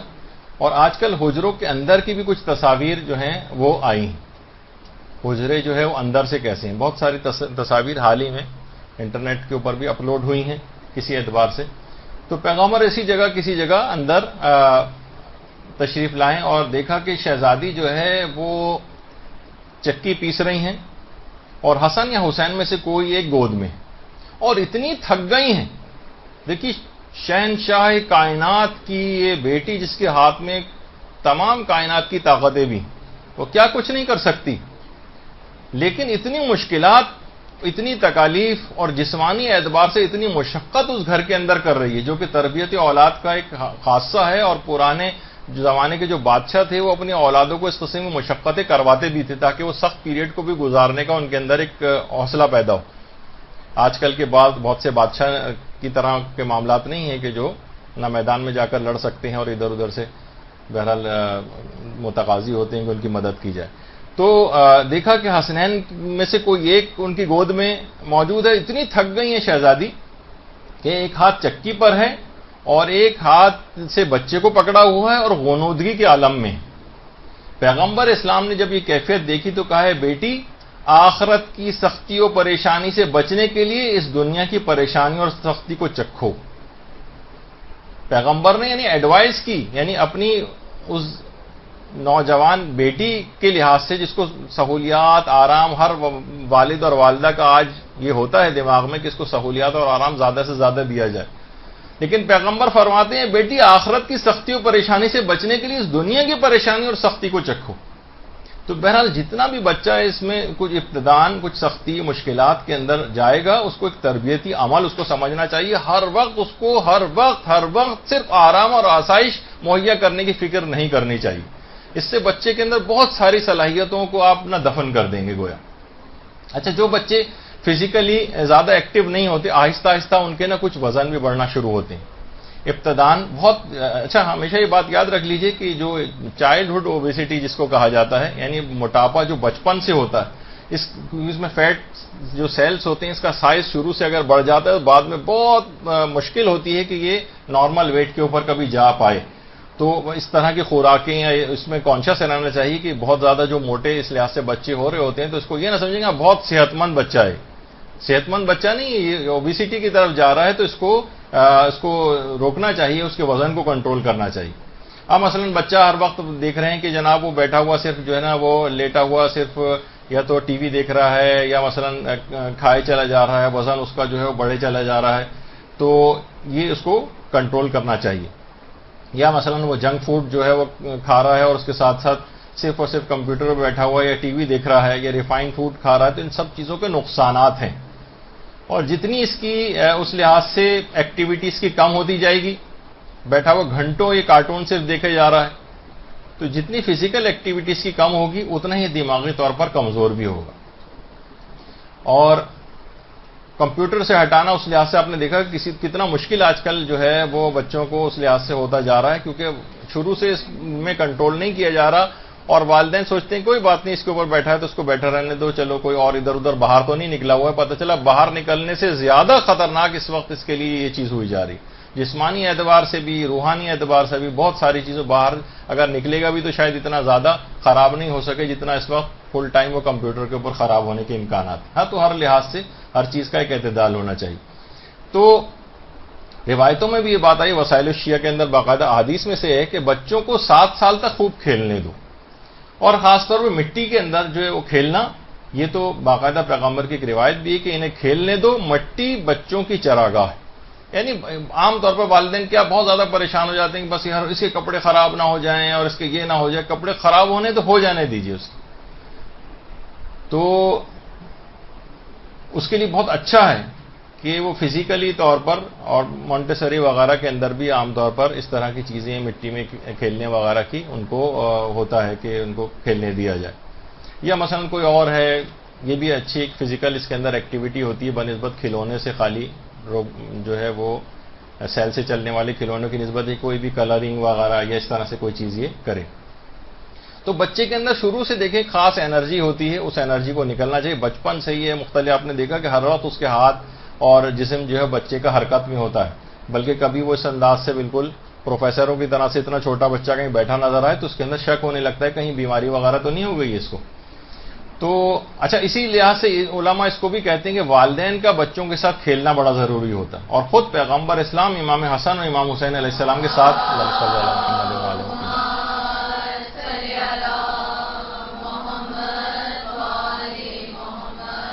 ساتھ کھیلا کرتے تھے. یعنی ایک بہرحال ایک تربیتی امر بھی ہے اور سیرت بھی ہے بچوں کے ساتھ کھیلنا. البتہ یہ بات یاد رہے کہ ابھی ہم نے بہت زیادہ فزیکل ایکٹیویٹی کی بچوں کی بات کی تھی. اتنی فزیکل ایکٹیویٹی بچے کی نہ ہو کہ بچہ ایگزاسٹ ہو جائے, اس کا دورانیہ بہت زیادہ طویل نہیں ہونا چاہیے. مثلا اس نے کہا کہ وہ گیا ہوا جب 5 گھنٹے تک مثلا فٹ بال کھیلے چلا جائے, اب کیا بالکل ایگزاسٹڈ نہیں بلوانا ہے آپ کو اس کو, یعنی اس کی جسم کی توانائی ساری بالکل ختم ہو جائے اور وہ گھر آ کر کسی کام کے قابل نہ رہے. نہیں, ایسا نہیں, ایک خاص آپ کو اس کے اندر بھی اعتدال بچے کا جو ہے وہ رکھنا چاہیے. اچھا دیکھیے, کھیلوں سے بچہ ہمیشہ ایک نظم و ضبط سیکھتا ہے, اور اسکول کی جو ایک تھکا دینے والی ایک پڑھائی سے جب وہ واپس آتا ہے تو ایک توانائی ان کھیلوں کے ذریعے وہ حاصل کرتا ہے. اچھا, بہت سارے کھیل ایسے ہیں جو اسلامی لحاظ سے تربیت کے لحاظ سے بچے کو کھلوانے چاہیے. آج کل بہت اچھے کھیل آ گئے ہیں. مثلا بہت اچھا ایک قرآن چیلنج گیم ہے. اگر آپ یہ اور اس طرح کی جو اور چیزیں بھی ہیں تو ہم چند ایک مثالیں دے رہے ہیں. آپ ذرا مارکیٹ میں جائیں, نکلیں, ایک دوسرے سے مشورہ کریں, انٹرنیٹ پہ تلاش کریں, آپ کو بہت ساری چیزیں بچوں کے لیے والدین کو کافی تگ و دو کرنا پڑتی ہے ان کو مصروفیات دینے کے لیے. قرآن چیلنج گیم ہے, اس کے اندر نہ جانے کتنے اس کے اندر سوالات, بچہ کھیل کھیل کے اندر قرآن کے متعلق انفارمیشن حاصل کر رہا ہے. مثلا اسی طریقے سے حدیث چیلنج گیم ہے, یہ خود بھی ڈیزائن کیے جا سکتے ہیں. ہمارے افراد آپ میں سے جو اس طرح کی سوچ رکھتی ہوں باقاعدہ اس طرح کے کھیل وہ باکس بنائیں کریں, ان کے لیے ایک روزگار کا بھی مسئلہ لوگوں کے حل ہو سکتا ہے. لوگوں کے پاس ایک بڑی ورائٹی آئے گی, تعلیم و تربیت بھی بچوں کا انتظام ہوگا, لیکن لوگ اس میں آگے نہیں آتے. وہ ہمیشہ ان کا دماغ کچھ مخصوص سمتوں میں کاروبار کے سلسلے میں چلتا ہے. اس طرح ایسے کاروبار بھی دیکھنے چاہیے کہ جس کے اندر تبلیغ بھی ہو, آخرت کا بھی فائدہ ہو, دنیا کا بھی فائدہ ہو, اور ایک برکت بھی اس کے اندر ہوتی. حدیث چیلنج گیم, اس طرح کے کوئی چیز بنانے چاہیے. اور اسی طرح سے مثلا اور بھی اسلامک بورڈ گیمز ہیں, فقہی مسائل کے گیمز اس طریقے سے جو ہے وہ بنائے جا سکتے ہیں. تو یہ تمام چیزیں ایسی ہیں سے بچہ اسلامی لحاظ سے بھی کھیل کھیل میں بہت ساری چیزیں سیکھے گا. وہ جو پیغمبر فرماتے تھے نا, کتنا اچھا ہے کہ بچے کم سنی میں چست اور تیز ہوں تاکہ وہ بڑے ہو کر پرسکون اور باوقار بن جائیں. یعنی پیغمبر نے اس بات کو پسند کیا کہ وہ بچے جو والدین جن سے بہت پریشان ہوتے ہیں کہ بہت شرارتی ہے, بہت اچھل کود مچاتا ہے, یہ بڑے ہو کر پیغمبر فرماتے ہیں کہ یہ پرسکون اور ایک باوقار شخصیت کا مالک بنے گا, بنسبت ان بچوں کے جو بالکل ایسی ڈھیلے ڈھالے انداز میں یا سست روی کے ساتھ وہ اپنا بچپن کو گزار رہے ہیں. تو دیکھیے, حدیثوں کے اندر یہ بات آئی ہے کہ بچے کا بچپن میں شریر اور چاق و چوبند ہونا مستقبل میں اس کے عقل مند ہونے کی نشانی. یہ باقاعدہ روایتوں کے اندر یہ بات آئی ہے, تو اس سے گھبرانا نہیں چاہیے والدین کو. اچھا, دماغی جو کھیل ہیں اس کے اندر ایک بہت اچھا کھیل مثلا اس سے تعلیم میں مثلا اسکریبل, وہ بہت اچھا ہے. بچوں کو اس کے اندر ڈالیں, نئے نئے الفاظ وہ سیکھتا ہے, بہت ساری چیزیں اس کی علم کے اندر اضافے اور برین کو اپنے استعمال کرنے کا اس کو فن آتا ہے. اچھا, ایک بات اور جو خصوصیت کے ساتھ والدین جس کی ہمیشہ مجھے مخالفت کرتے نظر آئے, وہ یہ ہے کہ بچہ جس وقت اپنے پسند کا کوئی کھیل کھیل رہا ہے اس وقت اسے کوئی کام کرنے کو نہ کہیں. وہ حکم عدولی کرے گا ورنہ آپ کی. اس کی دلچسپی کے وقت, جس وقت وہ بہترین کوئی دلچسپی والا کھیل کھیل رہا ہے, یا مثلا کرکٹ مثلا ٹی وی کے اوپر دیکھ رہا ہے, کوئی بہت اہم میچ آ رہا ہے, اسی وقت آپ اسے کہیں گے چلو نماز پڑھنے کے لیے. اب آپ نے کیا کیا کہ اس طرح کے امور سے جس وقت بچے اپنے کھیلوں کے اندر لگے ہوئے ہوں اور اس موقع پر کوئی کام کرنے کو کہا جائے ان سے, یا ہوم ورک کرنے کو کہا جائے, یا مثلا نماز ہی پڑھنے کو کہا جائے, اس سے کیا ہوگا کہ اس جو اپنی دلچسپی کا کام کر رہا ہے, اس کام کے درمیان میں اگر آپ نے اس سے یہ کہا تو اس کام سے کے لیے اس کے دل میں ایک نفرت پیدا ہوگی, اس کے دل میں ایک کراہیت پیدا ہوگی بچے کی کہ وہ دلچسپ. ٹھیک ہے, اس موقع پر کوئی بات نہیں, اگر ایک وقت وہ نماز کو دیر سے پڑھ لے گا تو دیر سے پڑھ لے، کوئی ایسا جو ہے وہ بڑا نقصان نہیں ہونے جا رہا ہے، لیکن کیا ہوگا کم سے کم وہ نماز سے کراہیت اور نفرت سے بچ جائے. ورنہ ہر دفعہ آپ اسے کہیں گے چلو نماز کے لیے، یا تو جب بھی کوئی اپنی خاص دلچسپی کا کام کر رہا ہو اس وقت اسے نہ ٹوکیں. ٹھیک ہے اس کام کو کرنے دیں، آدھے ایک گھنٹے کے بعد نماز کا کوئی وقت قضا ہوا جا رہا ہے تو چلیں ایک الگ مسئلہ ہے، لیکن اگر قضا نہیں ہو رہی ہے نماز تو اس موقع پر بچے کو نہیں ٹوکنا چاہیے، چاہے نماز کے اندر کچھ تاخیری کیوں نہ ہو جائے. ورنہ ایک بڑے نقصان سے بچنے کے لحاظ سے بات کی جا رہی ہے. ورنہ ایسا نہ ہو کہ وہ نماز کو ایک بوجھ سمجھنے لگے، اس کو کوئی دلچسپی کی چیز نہ سمجھے، اور اس کو ایک کراہیت سی ہونے لگے کہ جیسے چڑ بن جائے اس کی نماز. اور وہ گن پوائنٹ پہ ایک لحاظ سے جس طرح سے آپ مجبور ہو کر والدین کے روب میں اگر پڑھ لے گا، اور جب اسے موقع ملے گا وہ پھر وہ یہی کرے گا کہ وہ منہ دھو کر آئے یا نہیں آئے. تو کہہ رہا تھا کہ آج ہی جو ہے میں صابن گیلا کرنا بھول گیا تھا مثلا. تو وہ مختلف طریقے ایجاد کرنا سیکھ لے گا. لڑکی ہے وہ مثلا جائے گی کمرے کے اندر اور جانماز کے اوپر اپنی چادر رکھ کر آ جائے گی، دیکھیں میں نے پڑھ لی ہے. یعنی جب بھی آپ کو، لیکن یہ اس وقت ہوا کہ جب آپ نے اس کو سختیوں اور زور زبردستی کر کے نمازیں پڑھوائیں، تو جیسے ہی آپ سامنے سے ہٹیں گے وہ ڈنڈی مارے گی، یا وہ لڑکا اس اعتبار سے نماز کے اندر تاخیر سے کام لے گا یا نہیں پڑھے گا. تو اس میں یہ کوشش یہ کرنی چاہیے کہ عین اس موقع پر اسے کوئی بات نہ کہیں. ایک آدھ چند دفعہ ایسا ہوگا، لیکن کم سے کم بچے کے دل سے نماز کے لیے کوئی بے رغبتی پیدا نہیں ہوگی، یا کوئی بھی اور دینی کام یا پڑھائی کے لیے لحاظ سے. اچھا، اب دینی تعلیم و تربیت کے اعتبار سے بھی بچے کی دیکھیے، پہلے تو ایک بات دماغ میں رکھنی چاہیے کہ تعلیم ایک الگ چیز ہے اور تربیت ایک الگ چیز ہے. جب یہ تعلیم و تربیت کہا جاتا ہے اس کا مطلب ہے کہ دونوں کے اندر فرق ہے.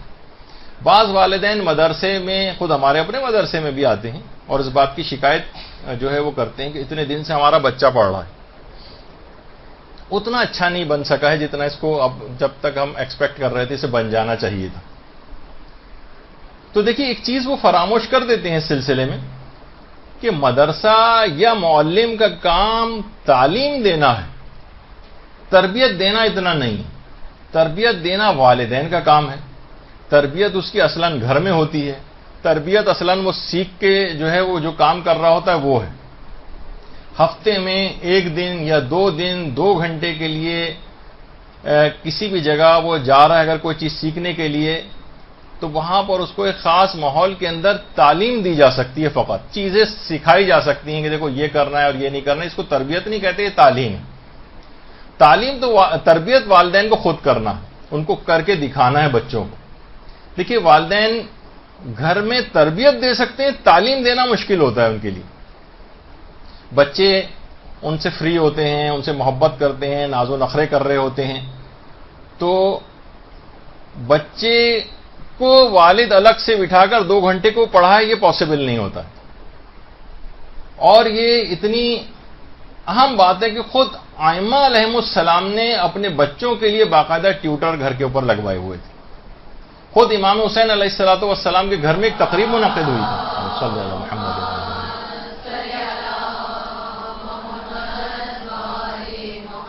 اور اس تقریب کا جو مہمان خصوصی تھے وہ عبد الرحمان السلمہ. عبد الرحمان نہیں بلکہ اصل ہے، اس میں غلطی ہو گئی ہے لکھنے میں. عبد الرحمان السلمہ چیف گیسٹ تھے. ان کو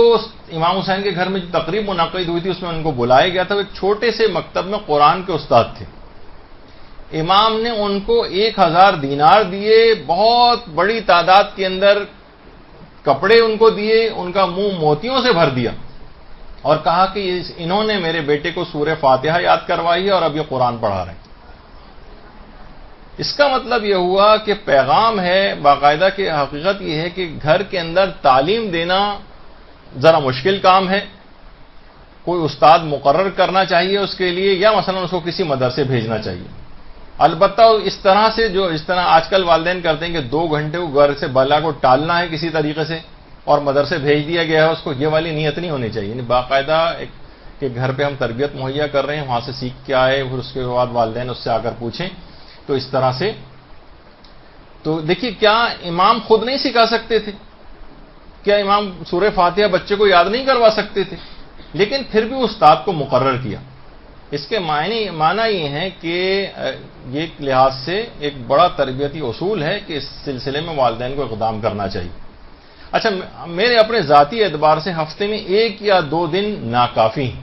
لیکن کیا کریں، اب جو اسکولوں کا سسٹم بنا ہوا ہے، ان کے ٹائمنگ سے سسٹم ہے، بہت سارے اور مسئلے ہو گئے ہیں، ورنہ کم سے کم ہفتے میں 5 دن بچہ اگر مثلا گھر پہ کوئی ٹیوٹر اس کو پڑھانے کے لیے دینی تعلیم کے لیے آ رہے ہیں تو کم سے کم 5 دن جو ہے وہ اگر آتے رہیں گے روزانہ 1 گھنٹہ یا 1.5 گھنٹہ تو ایک کنٹینیوٹی بھی رہے گی اور واقعی بچہ چیزیں سیکھتا چلا جائے گا۔ لیکن یہ 1 دن ہفتے میں آنا یا ہفتے میں بمشکل 2 دن آنا، اس کے اندر بھی بہت ساری چیزیں تو بڑا مشکل ہو جاتی ہے، اس کے اندر اس اعتبار سے بچہ پھر بھی نہیں سیکھ پاتا ہے۔ تو والدین کو چاہیے کہ جو بھی مثلا اگر کوئی خاتون ہیں وہ پڑھانے کے لیے آ رہی ہیں، ان کو ٹیوٹر کے طور پر رکھا ہوا ہے مثلا، یا مثلا کوئی مرد جو ہے وہ عالم دین یا کوئی دینی طالب علم پڑھانے کے لیے آ رہے ہیں تو باقاعدہ ان سے میٹنگ کرنا والدین کی ضروری، کیا پڑھانا ہے اس کو، بچہ کیا پڑھ رہا ہے، کیا سیکھ رہا ہے، بس یہ نہیں کہ ان کے پاس جایا آواز دے کے بھیج دیا کمرے کے اندر اور اس کے بعد پھر والدین کو کوئی پرواہ نہیں، کبھی کبھار دیکھ لیا، وہ بھی چھٹیاں کرتے رہتے ہیں، بچہ بھی چھٹی کر جاتا ہے، بس اس طرح سے بس ایک فارمیلٹی پوری ہو رہی کہ ہم نے ایک کام کیا ہوا ہے۔ نہیں، والدین کو انوالو ہونا پڑے گا، اور اچھی تعلیم کے لیے میں اس سے پہلے بھی کہہ چکا ہوں آپ کو کوالٹی والا ٹیچر رکھنا ہے، چاہے اس کے لیے اب آپ دیکھیں بچے کے آپ کے کتنے اخراجات ہوتے ہیں، اسکول کے کتنے اخراجات والدین برداشت کرتے ہیں، کتنی سہولتیں برداشت کرتے ہیں، الگ سے ٹیوشنز کتنی مہنگی مہنگی اس کے لیے لگواتے ہیں، اور دینی تعلیم کے لیے آپ کو ہمیشہ 500 سے اوپر والا اگر کوئی آپ ڈیمانڈ کرے تو جو ہے سب کو جو ہے کہتے نہیں یہ تو بہت مہنگا ہو گیا بھائی، ان کو تو ہم نہیں لگوا سکتے۔ تو ایسا نہیں کرنا چاہیے۔ اس میں آپ نے دیکھا کہ امام حسین کی سیرت کے اندر کیا تھا، اتنا زیادہ، میں نے تو روایت کے اندر جو جملہ ہے میں نے تو اس کو تبدیل بھی کر دیا تھا کہ لوگ اسے ایکسیپٹ نہیں کریں گے۔ 1000 تو امام نے اس کو دینار جو ہے انعام کے اندر دیے تھے، اور روایت کے اندر 1000 کپڑے بھی دیے تھے، لیکن کسی کی سمجھ میں آنے والی چیز نہیں ہے، حلے جسے کہا جاتا ہے، روایت میں تو حلے کا لفظ آیا ہے، تو بہرحال اور منہ موتیوں سے بھر دیا فقط اس کے لیے کہ امام کا ایک لحاظ سے پیغام ہے کہ اگر دینی تعلیم کے لیے تمہیں زیادہ پیسہ بھی خرچ کرنا پڑے تو تم پیسہ خرچ کرو، اس کے لیے ایک الگ سے ایک بجٹ بناؤ، اس کے لیے باپ اگر دن و رات پیسہ کمانے کی مشین بنا ہوا تو اس کام کے لیے الگ سے وہ رکھے، یا مثلا اگر کوئی شخص نہیں بھی کر پا رہا ہے تو وہ یہ بھی کر سکتا ہے کہ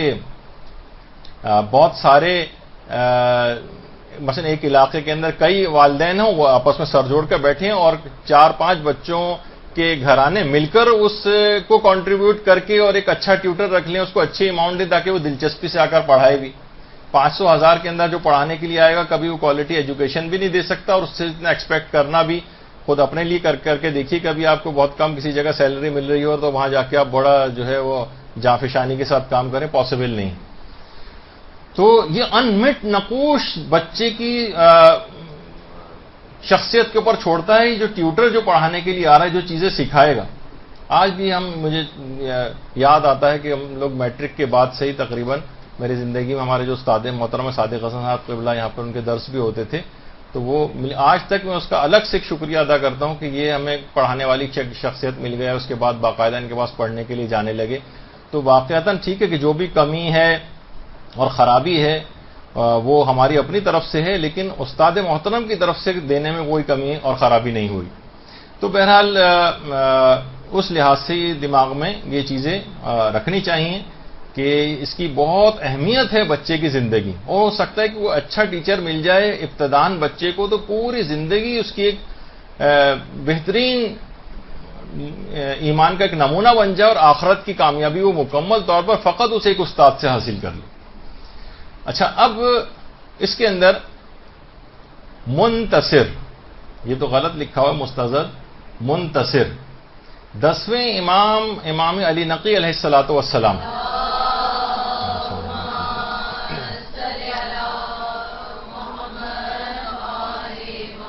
اس زمانے میں ظالم بادشاہ تھا متوکل عباسی، متوکل کا بیٹا تھا منتصر۔ اچھا، اس زمانے میں بھی دیکھیے یہ تھا کہ ظالم بادشاہ بھی اپنے بچے کے لیے دینی تربیت کے لحاظ سے کوئی نہ کوئی ٹیوٹر رکھتے تھے۔ اب ایک شیعہ معلم، اس زمانے میں تقیہ میں بھی ہوتے تھے، ایک شیعہ معلم منتصر کے لیے رکھ دیا گیا جو تقیہ میں تھا۔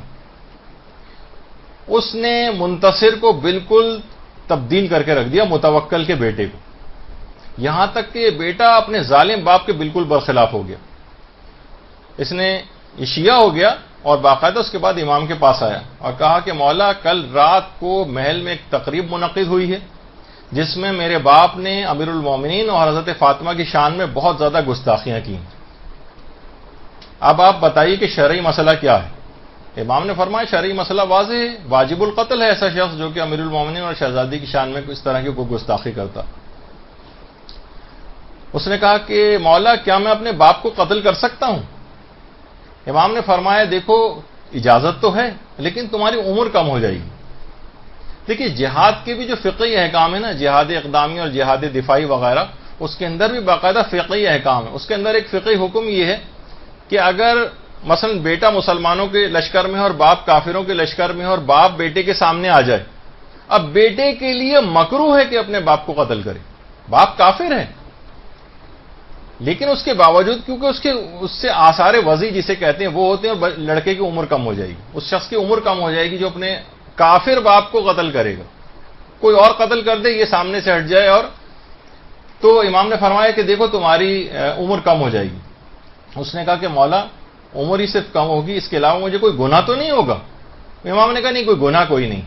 اس نے کہا پھر مجھے کوئی پرواہ نہیں، عمر کم ہو جائے، میں اپنے باپ کو خود قتل کروں گا. رات کے وقت اپنے ساتھیوں اور غلاموں کو لے کر گیا محل میں اور متوکل کو قتل کیا. اس کے نتیجے میں 6 مہینے کے بعد خود اگرچہ اس منتصر کا انتقال ہو گیا.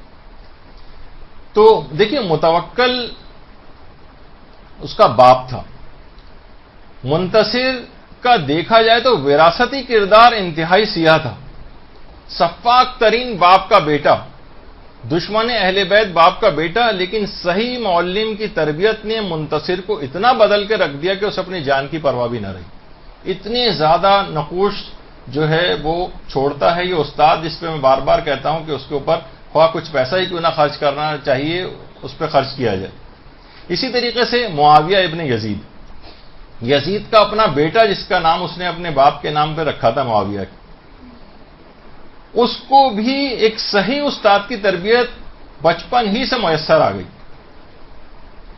اور یزید کے مرنے کے بعد جب یزید کی بیوی نے اس کو، یعنی اس کی ماں نے اس کو بلایا اور کہا کہ اب خلافت تمہارے لیے، تو تخت پہ اس نے ٹھوکر ماری تھی اور کہا تھا کہ یہ علی ابن الحسین کا حق ہے، یعنی امام زین العابدین علیہ الصلوۃ والسلام کا.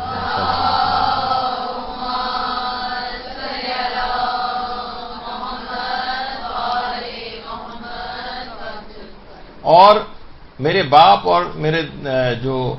دادا تھے دونوں غاصب تھے، میں اس تخت پر بیٹھنے کو تیار نہیں ہوں. ماں نے کہا کہ کاش تو پیدا ہی نہ ہوا ہوتا. اس نے کہا ہاں ماں کاش میں پیدا نہ ہوا ہوتا، کم سے کم یہ مظالم تو نہ دیکھتا. اس کے بعد یزید کا بیٹا پاؤں پٹکتا ہوا وہاں سے گیا اور اتنا دکھ تھا اس کو امام حسین کی شہادت کا کہ 1 سال کے اندر اندر یہ غموں سے گھٹ گھٹ کر مر گیا، یزید کا اپنا بیٹا. تو وراثتی کردار کتنا سیاہ تھا. باپ یزید، دادا حاکم شام، پردادا ابو سفیان، دادی جو ہے وہ ایک لحاظ سے ہندا، یعنی اوپر تک جتنے بھی چلے جائیں وراثتی کردار اور سیاہ جینز جسے کہا جائے وہ پورے اس کے وراثتی کردار میں موجود ہیں. لیکن کیا ہے ان سب کے وراثتی کردار کی تمام سیاہیاں ایک اچھے استاد نے اس کے بدل کے رکھ دیا اس کو. اسی طریقے سے بہت تاریخ میں مثالیں علماء نے اس کو خصوصیت کے ساتھ اس میں بہت کہا. عمر ابن عبدالعزیز 70 سال تک مولا کے اوپر جو جاری تبرہ تھا اور برسر عام ممبروں کے اوپر گالیاں دی جاتی تھیں، اپنے دور حکومت میں آتے ہی 6 مہینے کے اندر اندر اس نے سارے عمر ابن عبدالعزیز نے سب جگہ سے مولا کے اوپر جو ہے وہ سب و شتم بند کروا دیا. اور عدل و انصاف کا اس قدر دور دارا ہوا کہ گورنروں نے باقاعدہ خط لکھا کہ بیت المال ہمارے بھرے پڑے ہیں پیسوں سے، کوئی فقیر ہی نظر نہیں آتا کہاں ہم کس کے اوپر خرچ کریں. تو اس نے کہا پھر یہ کرو کہ ان پیسوں سے غلاموں اور کنیزوں کو خریدو اور ان کو آزاد کرو. ہزاروں اور لاکھوں کی تعداد میں غلام اور کنیزیں خرید کر آزاد کیے گئے. اچھا اس زمانے میں دیکھیے یہ حالت تھی جب اس کے ہاتھ میں حکومت آئی تھی کہ اس میں ملتا ہے کہ ایک شخص نے ایک دفعہ ایک ویرانے میں نماز پڑھی تھی اور 2 رکعت نماز پڑھنے کے بعد امیر المومنین کو گالیاں دینا نماز کے بعد بھول گیا تھا، تو اس نے کفارے کے طور پر وہیں پر ایک مسجد بنانے کا جو ہے وہ نظر کی تھی کہ مجھ سے کیسے ہوا کہ میں علی کو جو ہے سب و شتم کرنا بھول گیا، یعنی دینی فریضہ سمجھا جاتا تھا. تو وہ اس نے ختم کروایا. اچھا اب یہ خود عمر ابن عبدالعزیز فرماتے ہیں کہ ایک دفعہ اکیلے میں، اچھا اس زمانے میں اسکولوں کے اندر بھی تعلیم دی جاتی تھی کہ سارے بچے بھی اور نوجوان بھی مولا امیر المومنین پر سب و شتم کیا کرتے تھے. اللہم صلی علی محمد و علی محمد.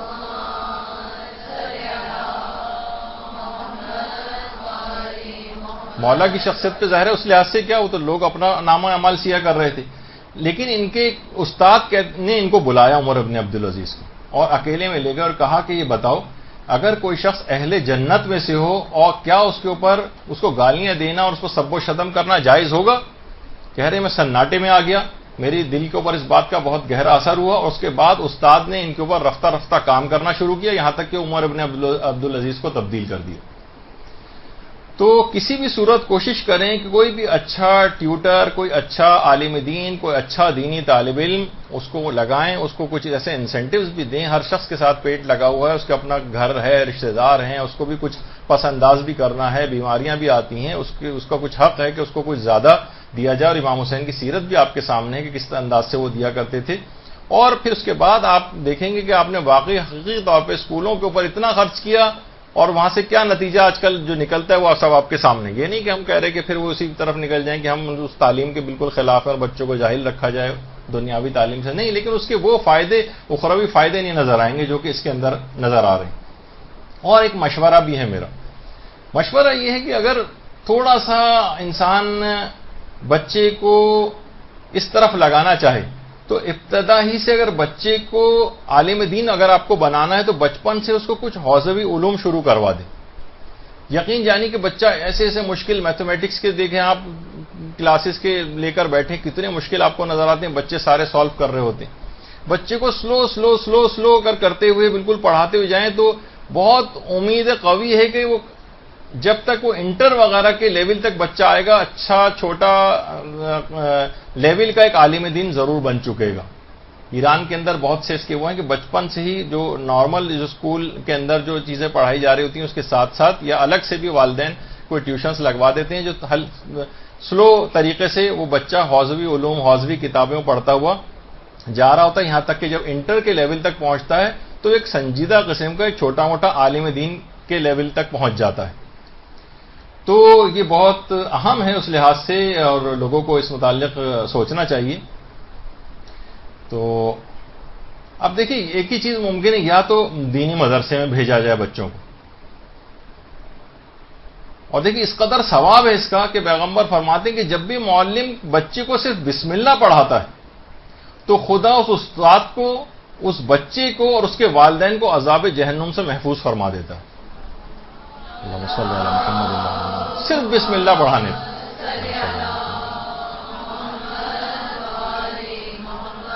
اور ہمارے چھٹے امام جعفر صادق علیہ الصلوۃ والسلام فرماتے ہیں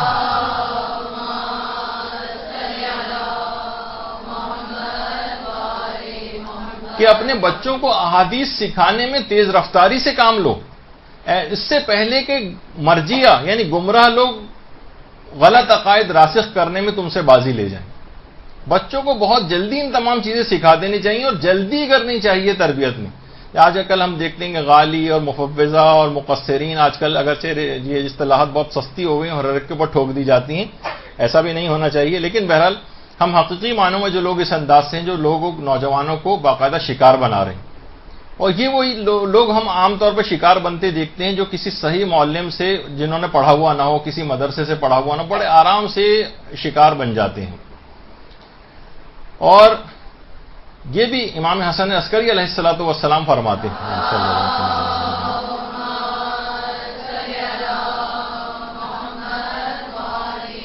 کہ قیامت کے دن خدا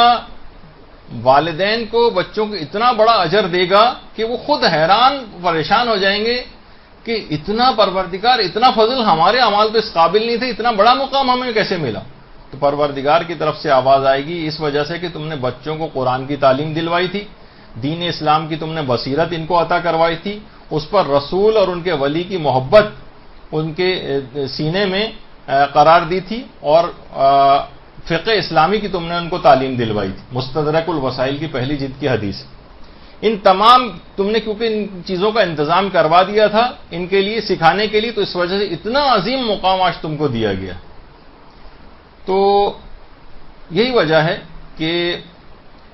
امیر المومنین کا یہ جملہ بھی بہت مشہور ہے اس لحاظ سے کہ اپنی اولاد کی تربیت اپنے زمانے کے طریقوں کے مطابق نہیں بلکہ جدید دور کے تقاضوں کے مطابق کرو، کیونکہ تم سے مختلف زمانے کے لیے پیدا کیے گئے. اور امام حسن کو بھی جو وصیت نامہ امام نے لکھا تھا اس میں یہی فرمایا تھا کہ دیکھو کمسن بچے کا جو دل ہے وہ ایک خالی زمین کی مانند ہے جو ہر بیج کو قبول کر لیتا. لہذا اس سے پہلے کہ تمہارا دل سخت ہوتا اور تمہارے ذہن دوسری باتوں میں الجھتے، میں نے تمہیں تربیت دینے میں اور آداب اسلامی سکھانے میں قدم اٹھا لیا. دیکھیے یہ جو تعلیم دینا ہے، خود پیغمبر نے کہا کہ میں تعلیم دینے کے لیے بھیجا گیا ہوں. استاد کا کام دیکھیے فقط پڑھانا نہیں ہے بلکہ شوق علم بیدار کرنا. جب ہی ہم کہہ رہے ہیں کہ بہترین استاد رکھنے کی کوشش کریں. دیکھیے استاد کے اندر اگر خلوص اور محبت کی چاشنی ہو تو یہ بات بھگوڑے بچوں کو بھی چھٹی کے دن سبق پڑھانے پر آمادہ کر سکتی. یعنی اب اس لحاظ سے دیکھا جائے کہ واقعی اچھا استاد ہو اور شوق آپ کے اندر جو وہ پیدا کرے. تو ابھی آپ کو کیا بتایا کہ حکایت کہ جو کہ بھگوڑے بچوں کو بھی چھٹی کے دن سبق پڑھنے پہ آمادہ کر سکتی. اب آپ بھی آج چھٹی کے دن ہی آئیں گے، خیر میں تو نہیں کہوں گا کہ آپ بھگوڑے بچیاں ہیں، لیکن بہرحال یہ کہ اگر استاد کے اندر واقعی شوق پیدا کرنے کی ایک صلاحیت ہو، جیسے کہ آپ کے استاد محترم برادر وسیم آپ کے اندر کتنا شوق اور کتنی طاقت اپنے لگاتے ہیں، کس طرح سے شوق آپ کے اندر منتقل ہو جائے، تو اچھا استاد اس کی بڑی اہمیت ہر جگہ رہے گی. تو اب دیکھیے یہ جو معلم اور چاہے گھر پہ آ کر پڑھائے آپ کو بچوں کو، یا مثلا آپ کسی مدرسے کے اندر جو ہے وہ بھیجیں، اس کے علاوہ کوئی اور آپشن نہیں. ان دو میں سے ایک آپشن کم سے کم جو ہے وہ حاصل کرنا، کیونکہ یہی بچیاں جو ہیں وہ جہنم کی آگ سے والدین کو بچانے والی ہیں. اور بچہ وہاں آ کر مدرسے کے اندر بہت ساری چیزیں سیکھتا ہے. باقاعدہ خود ایک والد نے مجھے ایک بچے کی بات بتائی، اور ویسے الگ الگ سے بھی کہتے ہیں کہ بھائی اب تو مجھے نماز پڑھنا گھر میں مشکل ہو گیا ہے، 20 غلطیاں میری ایک نماز کے اندر نکال کے مجھے دکھاتا ہے. کسی جگہ نماز جماعت پڑھنے کے لیے جاتے ہیں، وہاں پہ بہت سارے لوگ جو نماز جماعت کے اندر آئے ہوتے ہیں ان کی سب کی غلطیاں نوٹ کر رہا ہوتا، کیونکہ چیزیں سیکھ لی ہیں اس نے. یہ ایک اپریشیٹ کرنے والی بات ہے، اور یہ چیزیں یا تو وہ معلم سکھاتا ہے گھر پہ آ کے، یا یہ مدرسہ سکھاتا ہے. اور یہ تمام چیزیں یعنی اس کے علاوہ کوئی اور طریقہ کار نہیں ہے. چھوٹی عمر میں بچوں کو اس لحاظ سے قابو کر لینا چاہیے کہ وہ اس طرف راغب ہو جائیں. دیکھیے اب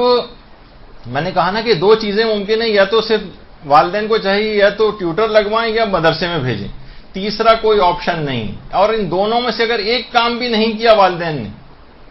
تو ایسی اولاد سے آپ کوئی امید نہ رکھیں کہ آپ کے مرنے کے بعد آپ کے لیے کرے گی. بہت ہوا تو میں نے زیادہ سے زیادہ 1 2 3 4 5 سال تک صرف ایک سالانہ مجلس ترحیم منعقد کرتے دیکھا ہے. 6 سال سے وہ بھی ختم ہوتی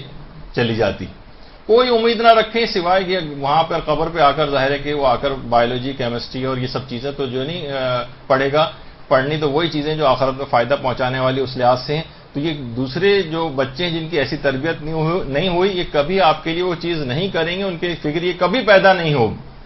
سالانہ مجلس سے زیادہ کچھ بھی نہیں ہو پائے گا. یہ وہ سچ ہے کہ جو کہ کڑوا لگ رہا ہے لیکن ہے، بہرحال بات سچ ہے، مگر بات ہے رسوائی کی. جو شعر بھی ہے نا وہ اسی متعلق ہے. تو بہرحال اچھا دیکھیے جو تربیت نابالغ جب بچہ قریب البلوغ ہوتا ہے، جب بالغ ہونے کے بالکل قریب آ جاتا ہے بچہ، اس وقت اس تربیت کے ثمر آور ہونے کا وقت قریب آ رہا ہوتا ہے. اس پودے یا درخت کے ثمر آور ہونے کی مالی کو جو لذت ہے وہ بھی اٹھانی باقی ہوتی ہے. جیسے کہ ہم نے پچھلی مرتبہ بھی بتایا تھا کہ 97.5 دن پہلے قمری لحاظ سے لڑکیاں بالغ ہو جاتی ہیں، لڑکے 16ویں سال کے پہلے دن بالغ ہو جاتے ہیں عمر کے اعتبار سے. تو ایران اور عراق کے اندر باقاعدہ بلوغ سے چند ماہ پہلے سے ایک تقریب کی تیاری شروع ہو جاتی ہے جسے یہاں پر بھی رائج کرنا چاہیے. اس کا نام ہی ہے جشن تکلیف الہی. اس کو جشن عبودیت بھی کہتے ہیں، جشن عبادت بھی کہتے ہیں، جشن بلوغ بھی کہتے ہیں. یعنی بچہ جس وقت بالغ ہونے سے 6 مہینہ پہلے، لڑکی بالغ ہونے سے 6 مہینہ پہلے باقاعدہ دیکھیے اب سالگرہوں کے اندر فضول قسم کی سالگرہیں، اس پہ ہماری کبھی بات ہوگی، اس میں کتنا وقت پیسہ اور سب کچھ ایسی ضائع ہو رہا ہوتا ہے ایک لحاظ سے. اس سے کہیں زیادہ اہم چیز یہ ہے جشن تکلیف، جشن تکلیف الہی. تکلیف کہتے ہیں نہیں، فریضہ پروردگار کی طرف سے اب اس بچے کے اوپر عائد ہو رہا ہے. تو اس کا بچے کی تربیت پہ بہترین اثر ہوتا ہے. بچے کا دماغ بنانا شروع کر دیں. دیکھو اب تم بالغ ہونے والے ہو، اب دیکھو تم بالغ ہونے والی ہو، اس دن خدا تم پر جو ہے خصوصی عنایت کرے گا، تم پر اپنی عبادات اور فرائض و واجبات کا بوجھ ڈالے گا اور تم پر جو ہے تمہیں اس قابل سمجھے گا. اس کے بعد تم خود مختار ہو جاؤ گی، تمہاری بات پر اعتبار کیا جائے گا، تمہاری گواہی قبول کی جائے گی. جس طریقے سے دیکھیے بچے کو جیسے جیسے اس کے شناختی کارڈ بننے کے دن قریب آ رہے ہوتے ہیں، بچہ کتنا خوش ہو رہا ہوتا ہے، اچھا اب میرا ذاتی شناختی کارڈ بن جائے گا. اچھا بچے کا پاسپورٹ بنتا ہے، بچہ کتنا خوش ہوتا ہے. اسی طریقے سے بچے کے دماغ میں یہ والی خوشی، اس کی پہلے سے بچے کو تیاری کرانی چاہیے. اس کو مثلا غسل کا طریقہ بتانا چاہیے، اور لڑکی ہیں ان کو خصوصی مسائل کی تربیت اس سلسلے میں پہلے سے دے دینی چاہیے تاکہ وقت آنے پر ان کی کوئی عبادت وغیرہ بھی باطل نہ ہو. تو اور باقاعدہ پھر اس تقریب کو بہت جوش و خروش کے ساتھ منائیں. اس کو کہا جاتا ہے جشن تکلیف الہی. جب 9 سال کی بچی ہو جاتی ہے اس موقع پر یہ تقریب چاہے تو گھر کے اندر جو ہے وہ منعقد کریں. وہاں تو بہت پرشکو انداز میں ہوتی ہے اور باقاعدہ کیک وغیرہ، اس کا نام ہی جشن تکلیف کیک وغیرہ ہوتا ہے، اور اس کو جشن عبادت جو ہے وہ بھی قرار دیا جا رہا ہوتا ہے. اور اس کے بھی الگ کیک اس نام سے بن رہے ہوتے ہیں. لڑکے جو ہیں وہ 16ویں سال کے پہلے دن بالغ ہوتے ہیں تو جشن عبادت کے نام سے باقاعدہ ہم کتنے ان تقاریب کے اندر بڑے بڑے علماء جو ہے وہ شریک ہوتے ہیں. آیت اللہ نور مفیدی باقاعدہ اس تقریب کے اندر، جہاں تمام بچیوں کا باقاعدہ شہر کے اندر یعنی باقاعدہ ایک تقریب منعقد کی جاتی ہے کہ جو بالغ ہونے والی لڑکیاں ان کے لیے اس میں، اور پھر وہاں نماز جماعت جو ہے اتنی بڑی تعداد میں سب وہاں پر قائم ہوتی ہے. اور جہاں جہاں یہ چیزیں ہو رہی ہیں دیکھیے سب چیزیں بچے کے اوپر ایک ایسے انمٹ نقوش، ساری زندگی بچہ کسی جگہ گھومنے جاتا ہے، ساری زندگی اس کا آپ تذکرہ کرتے ہیں، وہاں گئے تھے تو یہ ہوا تھا. یہ اس کی دینی تربیت کے اندر بہترین کردار ادا کرتی ہیں یہ سب چیزیں. اور باقاعدہ اس کے بعد کوئی عالم دین ہو کچھ اس سلسلے میں خاص ان کو انسٹرکشنز یا تقریر وغیرہ بھی کرنا چاہے. تو اتنی اہم چیز ہے کہ سب سے پہلے جس نے اس جشن کا انعقاد کیا تھا تاریخ کے اندر وہ سید ابن طاؤس نے اپنے بیٹے کے بلوغ کے سلسلے میں اس اقدام کو کیا تھا. آج سے تقریباً 600 سال پہلے کے سید ابن طاؤس ہیں. آیت اللہ ابراہیم امینی فرماتے ہیں کہ انہوں نے اپنی کتاب کشف المحجہ اس میں باقاعدہ جس کا جو فارسی ترجمہ برنامہ سعادت کے نام سے ہو چکا ہے، اس میں اپنی ایک آرزو لکھی تھی کہ اگر میں اپنے بیٹے کے بلوغ کے دن تک زندہ رہا تو میں اس دن کو عید کے دن کے طور پر مناؤں گا. اور اس کے بعد 150 دینار صدقہ دینے کا بھی انہوں نے کہا تھا. اور پھر جب ان کے بیٹے جن کا نام محمد تھا جب وہ سن بلوغ کو پہنچے تو باقاعدہ ایک تقریب منعقد ہوئی. اور اس لحاظ سے بھی ان کی انسٹرکشنز ہیں باقاعدہ کہ اس دن چاہیے باپ کو اور ان کی اولاد کو جو بھی اس دن بالغ ہوا ہے یہ دونوں سجدہ شکر جو ہے وہ انجام دیں اس نعمت بزرگ کے ملنے پر جو پروردگار نے ان کے اوپر آج ڈالی. اور کہہ رہے ہیں باپ پر بھی 2 فرشتے الگ سے موکل کیے جاتے ہیں اور نگہبان مقرر کیا جاتا ہے اور یہ ان کی پھر حفاظت بھی کرتے ہیں فرشتے.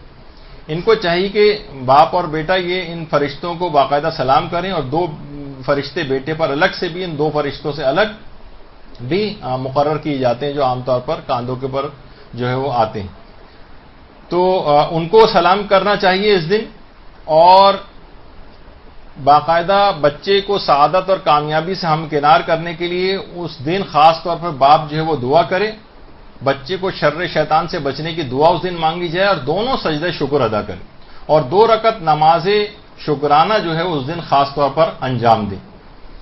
تو اور اس کو اس لحاظ سے جشن عبادت جب اس جشن کو جو ہے وہ کہا جاتا ہے. آیت اللہ ابراہیم امینی نے بھی بہت زیادہ اس کی سفارش کی ہے کہ چیزیں جو کے لحاظ سے رائج ہونی چاہیے تربیتی امور میں بہت معاون ہیں، ان کو باقاعدہ رائج کرنے کی ضرورت ہے. اچھا فرائض و واجبات کے کاموں کے سلسلے میں بھی کہ بچے کی اس میں کوئی مشکلات نہ پیش آئیں اپنے فرائض و واجبات کے سلسلے میں. آج کتنے لوگ ہیں بیرون ملک گئے ہیں، وہاں سے کتنے ہمیں وہاں سے ای میل کر رہے ہوتے ہیں، علماء سے بھی ہم نے پوچھتے دیکھے ہیں کہ ایسی جاب ملی ہے، سور بیچنا پڑ رہا ہے، شراب بیچنی پڑ رہی ہے، فلاں چیز ہے، جابس کے بے تحاشا مشکلیں ہیں، نماز نہیں پڑھ سکتے ہیں، وضو نہیں کر سکتے ہیں، یعنی فرائض و واجبات کے اندر مشکلات ہیں، اس کے لیے الگ سے دعا کرنی چاہیے کہ احکامات الہی کے اوپر عمل میں کوئی رکاوٹ پیش نہ آئے، اور وہ کہتے ہیں خاص طور پر اس دن جو ہے وہ ضرور اس کی دعا مانگنی چاہیے۔ اور اس تقریب میں سے 5-6 مہینے پہلے ہی بچے کو باقاعدہ، اس کے ایران میں تو باقاعدہ اس کی پوری کتابیں ہیں، اس جشن تکلیف کے لحاظ سے کیا احکام اب اس بچے کے اوپر ہیں، کون کون سی چیزیں اس کو سکھا دینی چاہیے۔ بچے کو مثلا مختصر عقائد حقہ جو ہیں اس سے پہلے سکھا دیں، اس کو تقلید کے اہم مسئلے سکھا دیں، اہم فقہی مسائل، لڑکی ہے تو حجاب والے مسئلے، اور لڑکا ہے تو داڑھی وغیرہ رکھنے کا مسئلہ، اہم گناہوں کی اس کو مذمت جو ہے وہ اس کو بتائیں، اہم مستحبات اس کو اس سے پہلے سکھا دیں، گناہ کبیرہ کون کون سے ہیں وہ سب اس کو بتا دینے چاہیے، توبہ گناہوں کی کیسے کی جاتی ہے وہ اس کو بتانی چاہیے، وضو کیسے کیا جائے، غسل کیسے کیا جائے، تیمم کیسے کیا جائے، نماز و روزہ کے جو اہم مسئلے ہیں وہ، خمس کے اہم مسئلے وغیرہ، یعنی اس طرح کی تمام چیزیں جو اس سے پہلے بلوغ سے پہلے مختصر طور پر اس کو سب آگاہ ہو جائے۔ باقاعدہ اس پہ کتابیں تک ہیں، لیکن اردو میں تو خیر کوئی کتاب اویلیبل نہیں ہے۔ تو ابن طاؤس کہتے تھے کہ اس دن کو باقاعدہ روزے عید کی طرح سے منائیں۔ اچھا، مدارس کے اندر بھی الگ سے، شاید کہ ہمارے مدرسے میں بھی ہوتا ہے، کچھ کلاسز کی رکھی جاتی ہیں جو بچے بلوغ سے قریب ہوتے ہیں تو ان کو کچھ اہم مسائل سکھانے کے لیے الگ سے کلاس بھی منعقد کی، لیکن الگ سے بھی دینی مدارس میں ایک سلسلہ ہونا چاہیے۔ ایک بہت یادگار ترین دن ہے بچے کے لیے، اور بچہ جو ہے اس کو بہت، جس طرح سالگرہ منائی جاتی ہے نا، بچہ کتنا خوش ہوتا ہے اس دن، اس کو گفٹس ملتے ہیں، تو اس ساری زندگی کے لیے اس کا ایک انمٹ جس طرح نقوش جو ہیں اس کے دماغ پر ان تمام تقریبات اور اس کے رہیں گے، اور جو کہ دینی تربیت کے لحاظ سے اس کی بہت زیادہ اس کا فائدہ ہوگا۔ اور باقاعدہ آئمہ کے حرم میں یا جو اور ہیں شاہ عبدالعظیم وغیرہ کے حرم میں باقاعدہ اس طرح کے جو بچے ہوتے ہیں جو قریب البلوغ، ان کی باقاعدہ جشن تکلیف والے روز وہاں پر بھی ان کی کلاس منعقد کی جاتی اس بابرکت جگہ کے اوپر۔ تو دیکھیے بچہ جو ہے وہ ایک لحاظ سے مقلد ہے، آپ اس کے مرجع تقلید ہیں۔ جیسے جیسے جو چیزیں وہ بچہ آپ کو کرتے ہوئے دیکھے گا بالکل ویسے ہی وہ کرنے کی کوشش کرے گا، بالکل ویسے ہی کرنے کی کوشش کرے گا۔ بچیاں ہیں، آپ دیکھیں بچہ صرف نقل اتار رہا ہوتا ہے، اور یہ بہت اہم چیز ہے کہ والدین جو کریں گے وہ بچہ ویسے ہی کرنے کی کوشش کرے گا۔ یہی وجہ ہے کہ پیغمبر کی اپنی سیرت میں پیغمبر کی وہ حدیث کیوں ہے کہ صلو کما رأیتمونی اصلی، جس طرح میں نماز پڑھتا ہوں اس طرح، جس طرح مجھے نماز پڑھتے دیکھو ویسی نماز پڑھو۔ پیغمبر یہ بھی فرما سکتے تھے کہ زبانی بتا دیتے دیکھو پہلی رکعت میں یہ پڑھنا ہے، دوسری میں کرنا ہے، پھر رکوع کرنا ہے، سجدہ کرنا ہے، تشہد سلام ہے، لیکن نہیں، کر کے دکھایا۔ اسی طریقے سے امام حسن اور امام حسین علیہ السلام کا وہ اللہم صلی علی محمد وعلی محمد،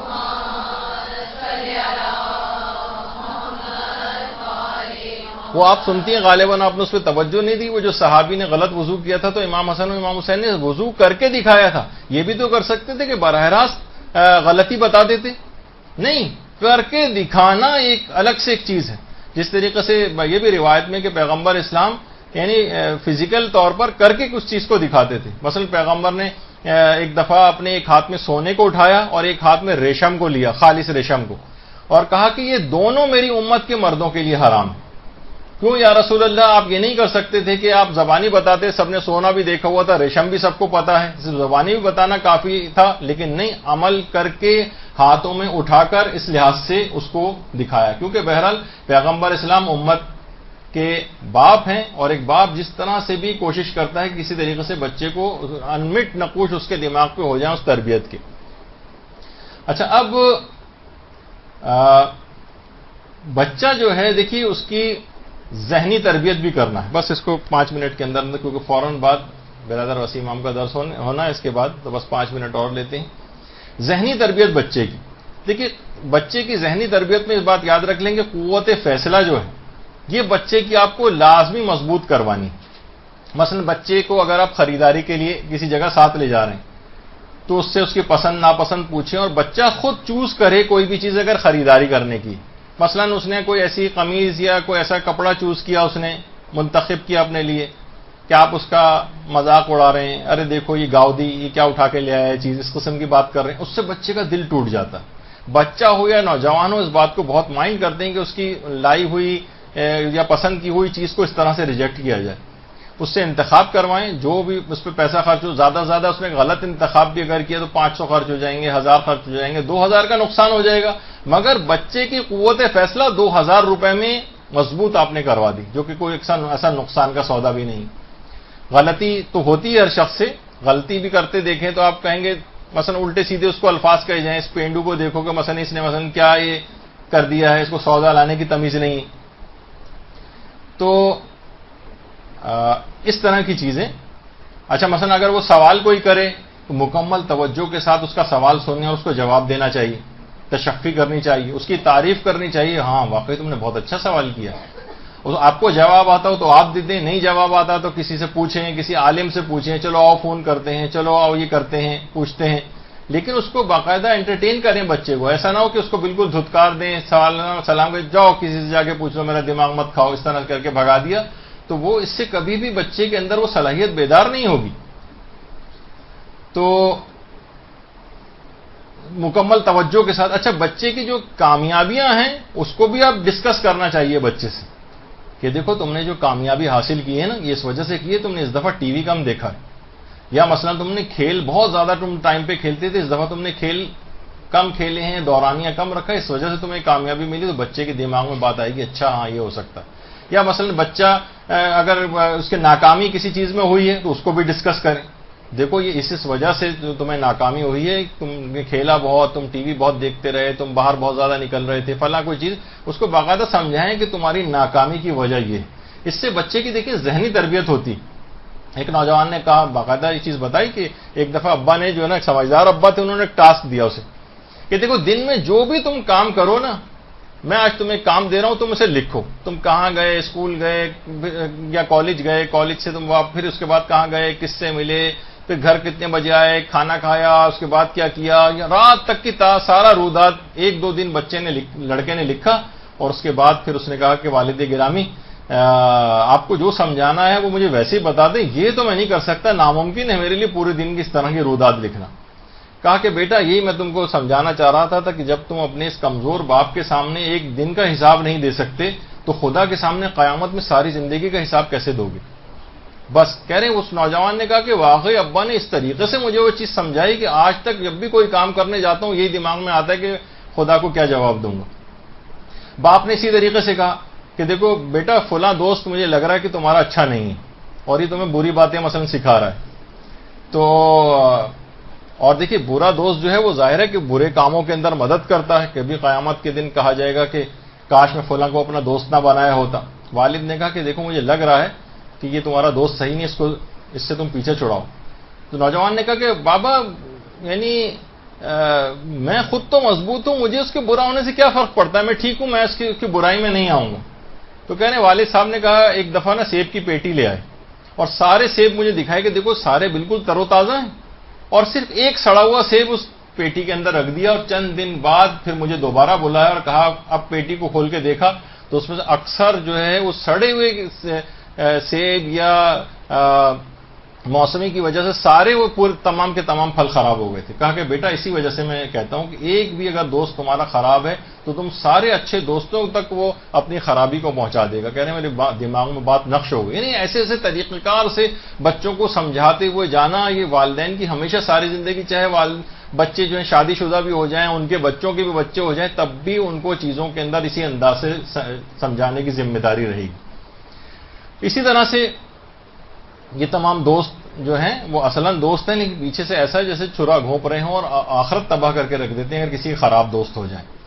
اچھا بچے کی ذہنی تربیت کے لحاظ سے دیکھیے مہمان کوئی گھر کے اندر آتے ہیں، بچے سے اس کا مکمل تعارف کرائیں، اس کے بارے میں جو ہے وہ بتائیں اور مہمان کے سامنے بچے کی جو ہے نا وہ تعریف کریں، کہاں پڑھتا ہے، اس کے کوئی اچیومنٹ ہے وہ مہمان کو بتائیں. تو بچہ بہت اپنے آپ کو اس کے اندر ایک پیدا ہوتی ہے حوصلہ افزائی. اور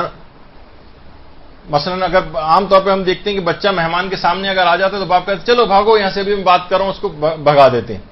تو بچے کی بہت ساری چیزیں بچہ اس وقت تو چلا جاتا ہے لیکن نفسیاتی طور پر اسے بہت برا لگ رہا ہوتا ہے. دیکھیے بچے کے احترام الگ سے اس کو دینا چاہیے. بچے کے احترام کے اندر بہت کمی آج کل جو ہے واقع ہو رہی ہے. ان کو برا بھلا کون کون سے الفاظ جو انشاءاللہ اگلی جو ہماری نشست ہوگی ان کو باغی بنانے کے اندر بہت زیادہ ہاتھ اس قسم کے الفاظ کہنے کا بھی. بچہ کتنی بہت ساری چیزیں ایسی اس کے احترام میں کمی ہو بے عزتی محسوس کرتا ہے. مثلا کسی گھر میں تقریب ہو اور والد سے مثلا سب لوگ ہاتھ ملا رہے ہیں, اس سے ہاتھ نہ ملائیں, بچہ بہت مائنڈ کرتا ہے. اور اس کے مقابلے میں جب اس سے ہاتھ ملایا جاتا ہے تو بہت خوش محسوس کرتا ہے اپنے آپ کو, بہت اپنے آپ کو اہم محسوس کرتا ہے کہ اس کو نظر انداز نہیں کیا گیا. عام طور پر ہم دیکھتے ہیں کہ مثلا بچہ کسی جگہ جاتا ہے, باپ کو کرسی پیش کی جاتی ہے, بچہ بس ایسے ہی ادھر ادھر ہوتا ہے یا باپ کی گود میں سر رکھ لیتا ہے. اس کے بچہ اندر سے اپنی ایک ذلت محسوس کرتا ہے. اس کے اندر سب کو پلیٹیں دی جا رہی ہوتی ہیں کھانے کی, بچہ جو ہے باپ کی پلیٹ میں کھا رہا ہوتا ہے. بچے کے لیے الگ سے ایک پلیٹ کا اس کا انتظام ہونا ہے بچپن سے ہی, یعنی اس کے اندر ایک الگ سے اس کی دماغی تربیت اور اس کے جو احساس ہے اس کا اپنی عزت نفس کا وہ بہت زیادہ قوی ہوتا ہے. اس کے مقابلے میں وہ اپنی عزت نفس کے اندر کمی محسوس کرتا ہے کہ اس کو اسپیشل کوئی مقام اس لحاظ سے نہ دیا جائے. اسے اگر چلا رہے ہیں اس کے اوپر تو وہ اس کی دل کا حشر کہا جاتا ہے کہ اس طرح کا ہوتا ہے, اس طرح تیز آندھی سے زمین پر جو لگی ہوئی کومپل ہے اس کا جو حشر ہوتا ہے اس وقت اس کے دل پر اس طرح سے اس کا ننھا سا دل جو چیخ و پکار جو باپ یا ماں اس کے اوپر کر رہی ہوتی ہے وہ اس کے اوپر جو اس کا اثر ہو رہا ہوتا ہے. بچہ شروع سے اپنے والدین کو جو بھی چیخ پکار کر رہا تھا ان کو ظالم سمجھنے لگتا. اس لحاظ سے ایک دفعہ پہلے بھی میں نے اس کا ذکر کیا تھا کہ بچوں کو خاص طور پر ڈراؤنی کہانیاں بالکل نہ سنوائیں اور نہ ان کو کوئی ڈراؤنی فلم دیکھنے دیں. میں نے اس وجہ سے یہ لگائی کہ آپ لوگوں کو دیکھ کے اس پہ اتنا اثر ہو رہا ہے تو اس بچے کی نفسیات پہ کیا اثر ہوگا جو بالکل ابھی چھوٹا ننھا نابالغ بچہ ہے, وہ کتنا ان چیزوں کا اثر قبول کرے گا, ان خطرناک شکلوں کو. تو اسی طریقے سے اچھے الفاظ ہمیشہ اس کو کہے جائیں. آپ دیکھتی نہیں کہ حضرت ابراہیم کا اگر آپ واقعہ قرآن کے اندر پڑھیں کہ آزر اگرچہ سگے باپ بھی نہیں تھے, چچا تھے, لیکن عزت و احترام میں جگہ جگہ قرآن میں ان کو یا اباتے یا اباتے یا اباتے بار بار کہہ کے جو ہے مخاطب, اے میرے والد گرامی, اے میرے باپ, اس طرح سے بار بار یعنی الفاظ ایسے ہیں. اور حدیث قصہ کے اندر بھی وعلیک السلام یا قرۃ عینی و ثمرۃ فؤادی کتنی دفعہ آپ پڑھتی ہیں, اے میری آنکھوں کی ٹھنڈک, اے میرے میوہ دل. اس طرح کے الفاظ آج کل لوگ کہنا بھول گئے ہیں گھروں کے اندر بچوں کو. اور وہ جو نام لیتے ہیں الٹے سیدھے وہ تو میں نے پیش کیے تھے آپ کو کہ کس کس طرح کے جو ان کے نام رکھ دیے جاتے ہیں. تو یہ بہت ضروری ہے. اور بچے کی عزت نفس کے لیے ایک اور بھی, کبھی بھی کوئی بچے کی چیز استعمال کرنی ہو تو بچے سے ہمیشہ اجازت لینی چاہیے. وہ بہت اچھا فیل کرتا ہے اگر اس کی چیز استعمال کرنے کی اس سے اجازت لی جائے. اور برے دوستوں کی صحبت سے ظاہر ہے اس کو آپ نے اب اس سے پہلے کہا کہ لازمی طور پر بچانا ہے. آیت اللہ مظاہری کہتے ہیں کہ اتنا زیادہ ضروری ہے اس بات کے لیے کہ میں ایسے نوجوانوں سے واقف ہوں کہ جن کی بغل میں ہر وقت مفاتیح الجنان رہتی تھی اور وہ کبھی حرم معصومہ قم جانا ترک نہیں کرتے تھے. برے دوستوں کی صحبت میں آج وہی نوجوان مجھے داڑھی مونڈے ہوئے پھرتے ہوئے نظر آتے ہیں. تو اس کے لیے ضروری ہے والدین کو کہ وہ مومنین جو صالح مومنین ہیں ان کے گھروں میں ربط ضبط اپنا بڑھائیں, وہاں جانا. فاسق و فاجر لوگوں کے گھر بار بار جانا ہوتا ہے, اس سے بجائے صالح مومنین گھرانوں کے اندر جائیں. لوگ آج کل ایسے افراد سے جو بہت وحشت بھی محسوس کرتے ہیں کہ اچھا ان کے گھر جائیں وہاں تو بہت زیادہ اسلامی سختیاں وہ دیکھنے میں آتی. نہیں, ان کو ربط ضبط اپنا بڑھانا چاہیے تاکہ بچے وہ خلا محسوس نہ کریں اور اچھے گھرانوں کے اندر با پردہ با حجاب جو ہیں ان ایسے کو سہیلیاں اپنی بنائیں تاکہ ان کے وہ جو خلا ہے برے لوگوں کے ہاں جانے کا یا برے دوستوں سے بچانے کا وہ نیک اور صالح لوگوں سے پور ہو جائے. جب بھی کہا جاتا ہے کہ برا دوست ایک سانپ کی مانند ہے اور سانپ تو فقط دنیا کا نقصان کرتا ہے, برا دوست دنیا اور آخرت دونوں کا نقصان کر دیتا ہے. حضرت نوح کا جو بیٹا تھا اس کی خرابی کی وجہ انبیاء کے نبی کے گھر میں پرورش پائی ہے اور اتنا طویل عرصہ گزارا ہے, اس کے بعد بھی وہ نوح کا بیٹا خراب ہو گیا صرف خراب دوستوں کی وجہ سے. تو اور انسان وہ بھی ہے نا, روایتوں کے اندر بھی آیا کہ اپنے دوستوں کی پیروی کرتا ہے, دین اپنے دوستوں کے دین پر ہوتا ہے. تو یہ چند ایک چیزیں تھیں جو کہ تربیتی امور کے لحاظ سے بہت ساری چیزوں کو بالکل جو ہے وہ نظر انداز کیا جاتا ہے ہمارے ہاں. تو کوشش کرنی چاہیے کہ ان چھوٹی چھوٹی باتوں کو دماغ کے اندر رکھیں تاکہ صحیح طور پر بچوں کی تربیت ہو سکے اور باقاعدہ صحیح طور پر امام زمانہ کی سپاہی بنانے کے لحاظ سے جس تیاری کی ضرورت ہے اس تیاری کو ہم پورا کر سکیں. انشاءاللہ صرف 2 گفتگو ہماری اور رہ گئیں, اس میں مزید تربیتی امور کو آگے بڑھائیں گے. وصلی اللہ علی محمد و آلہ الطیبین.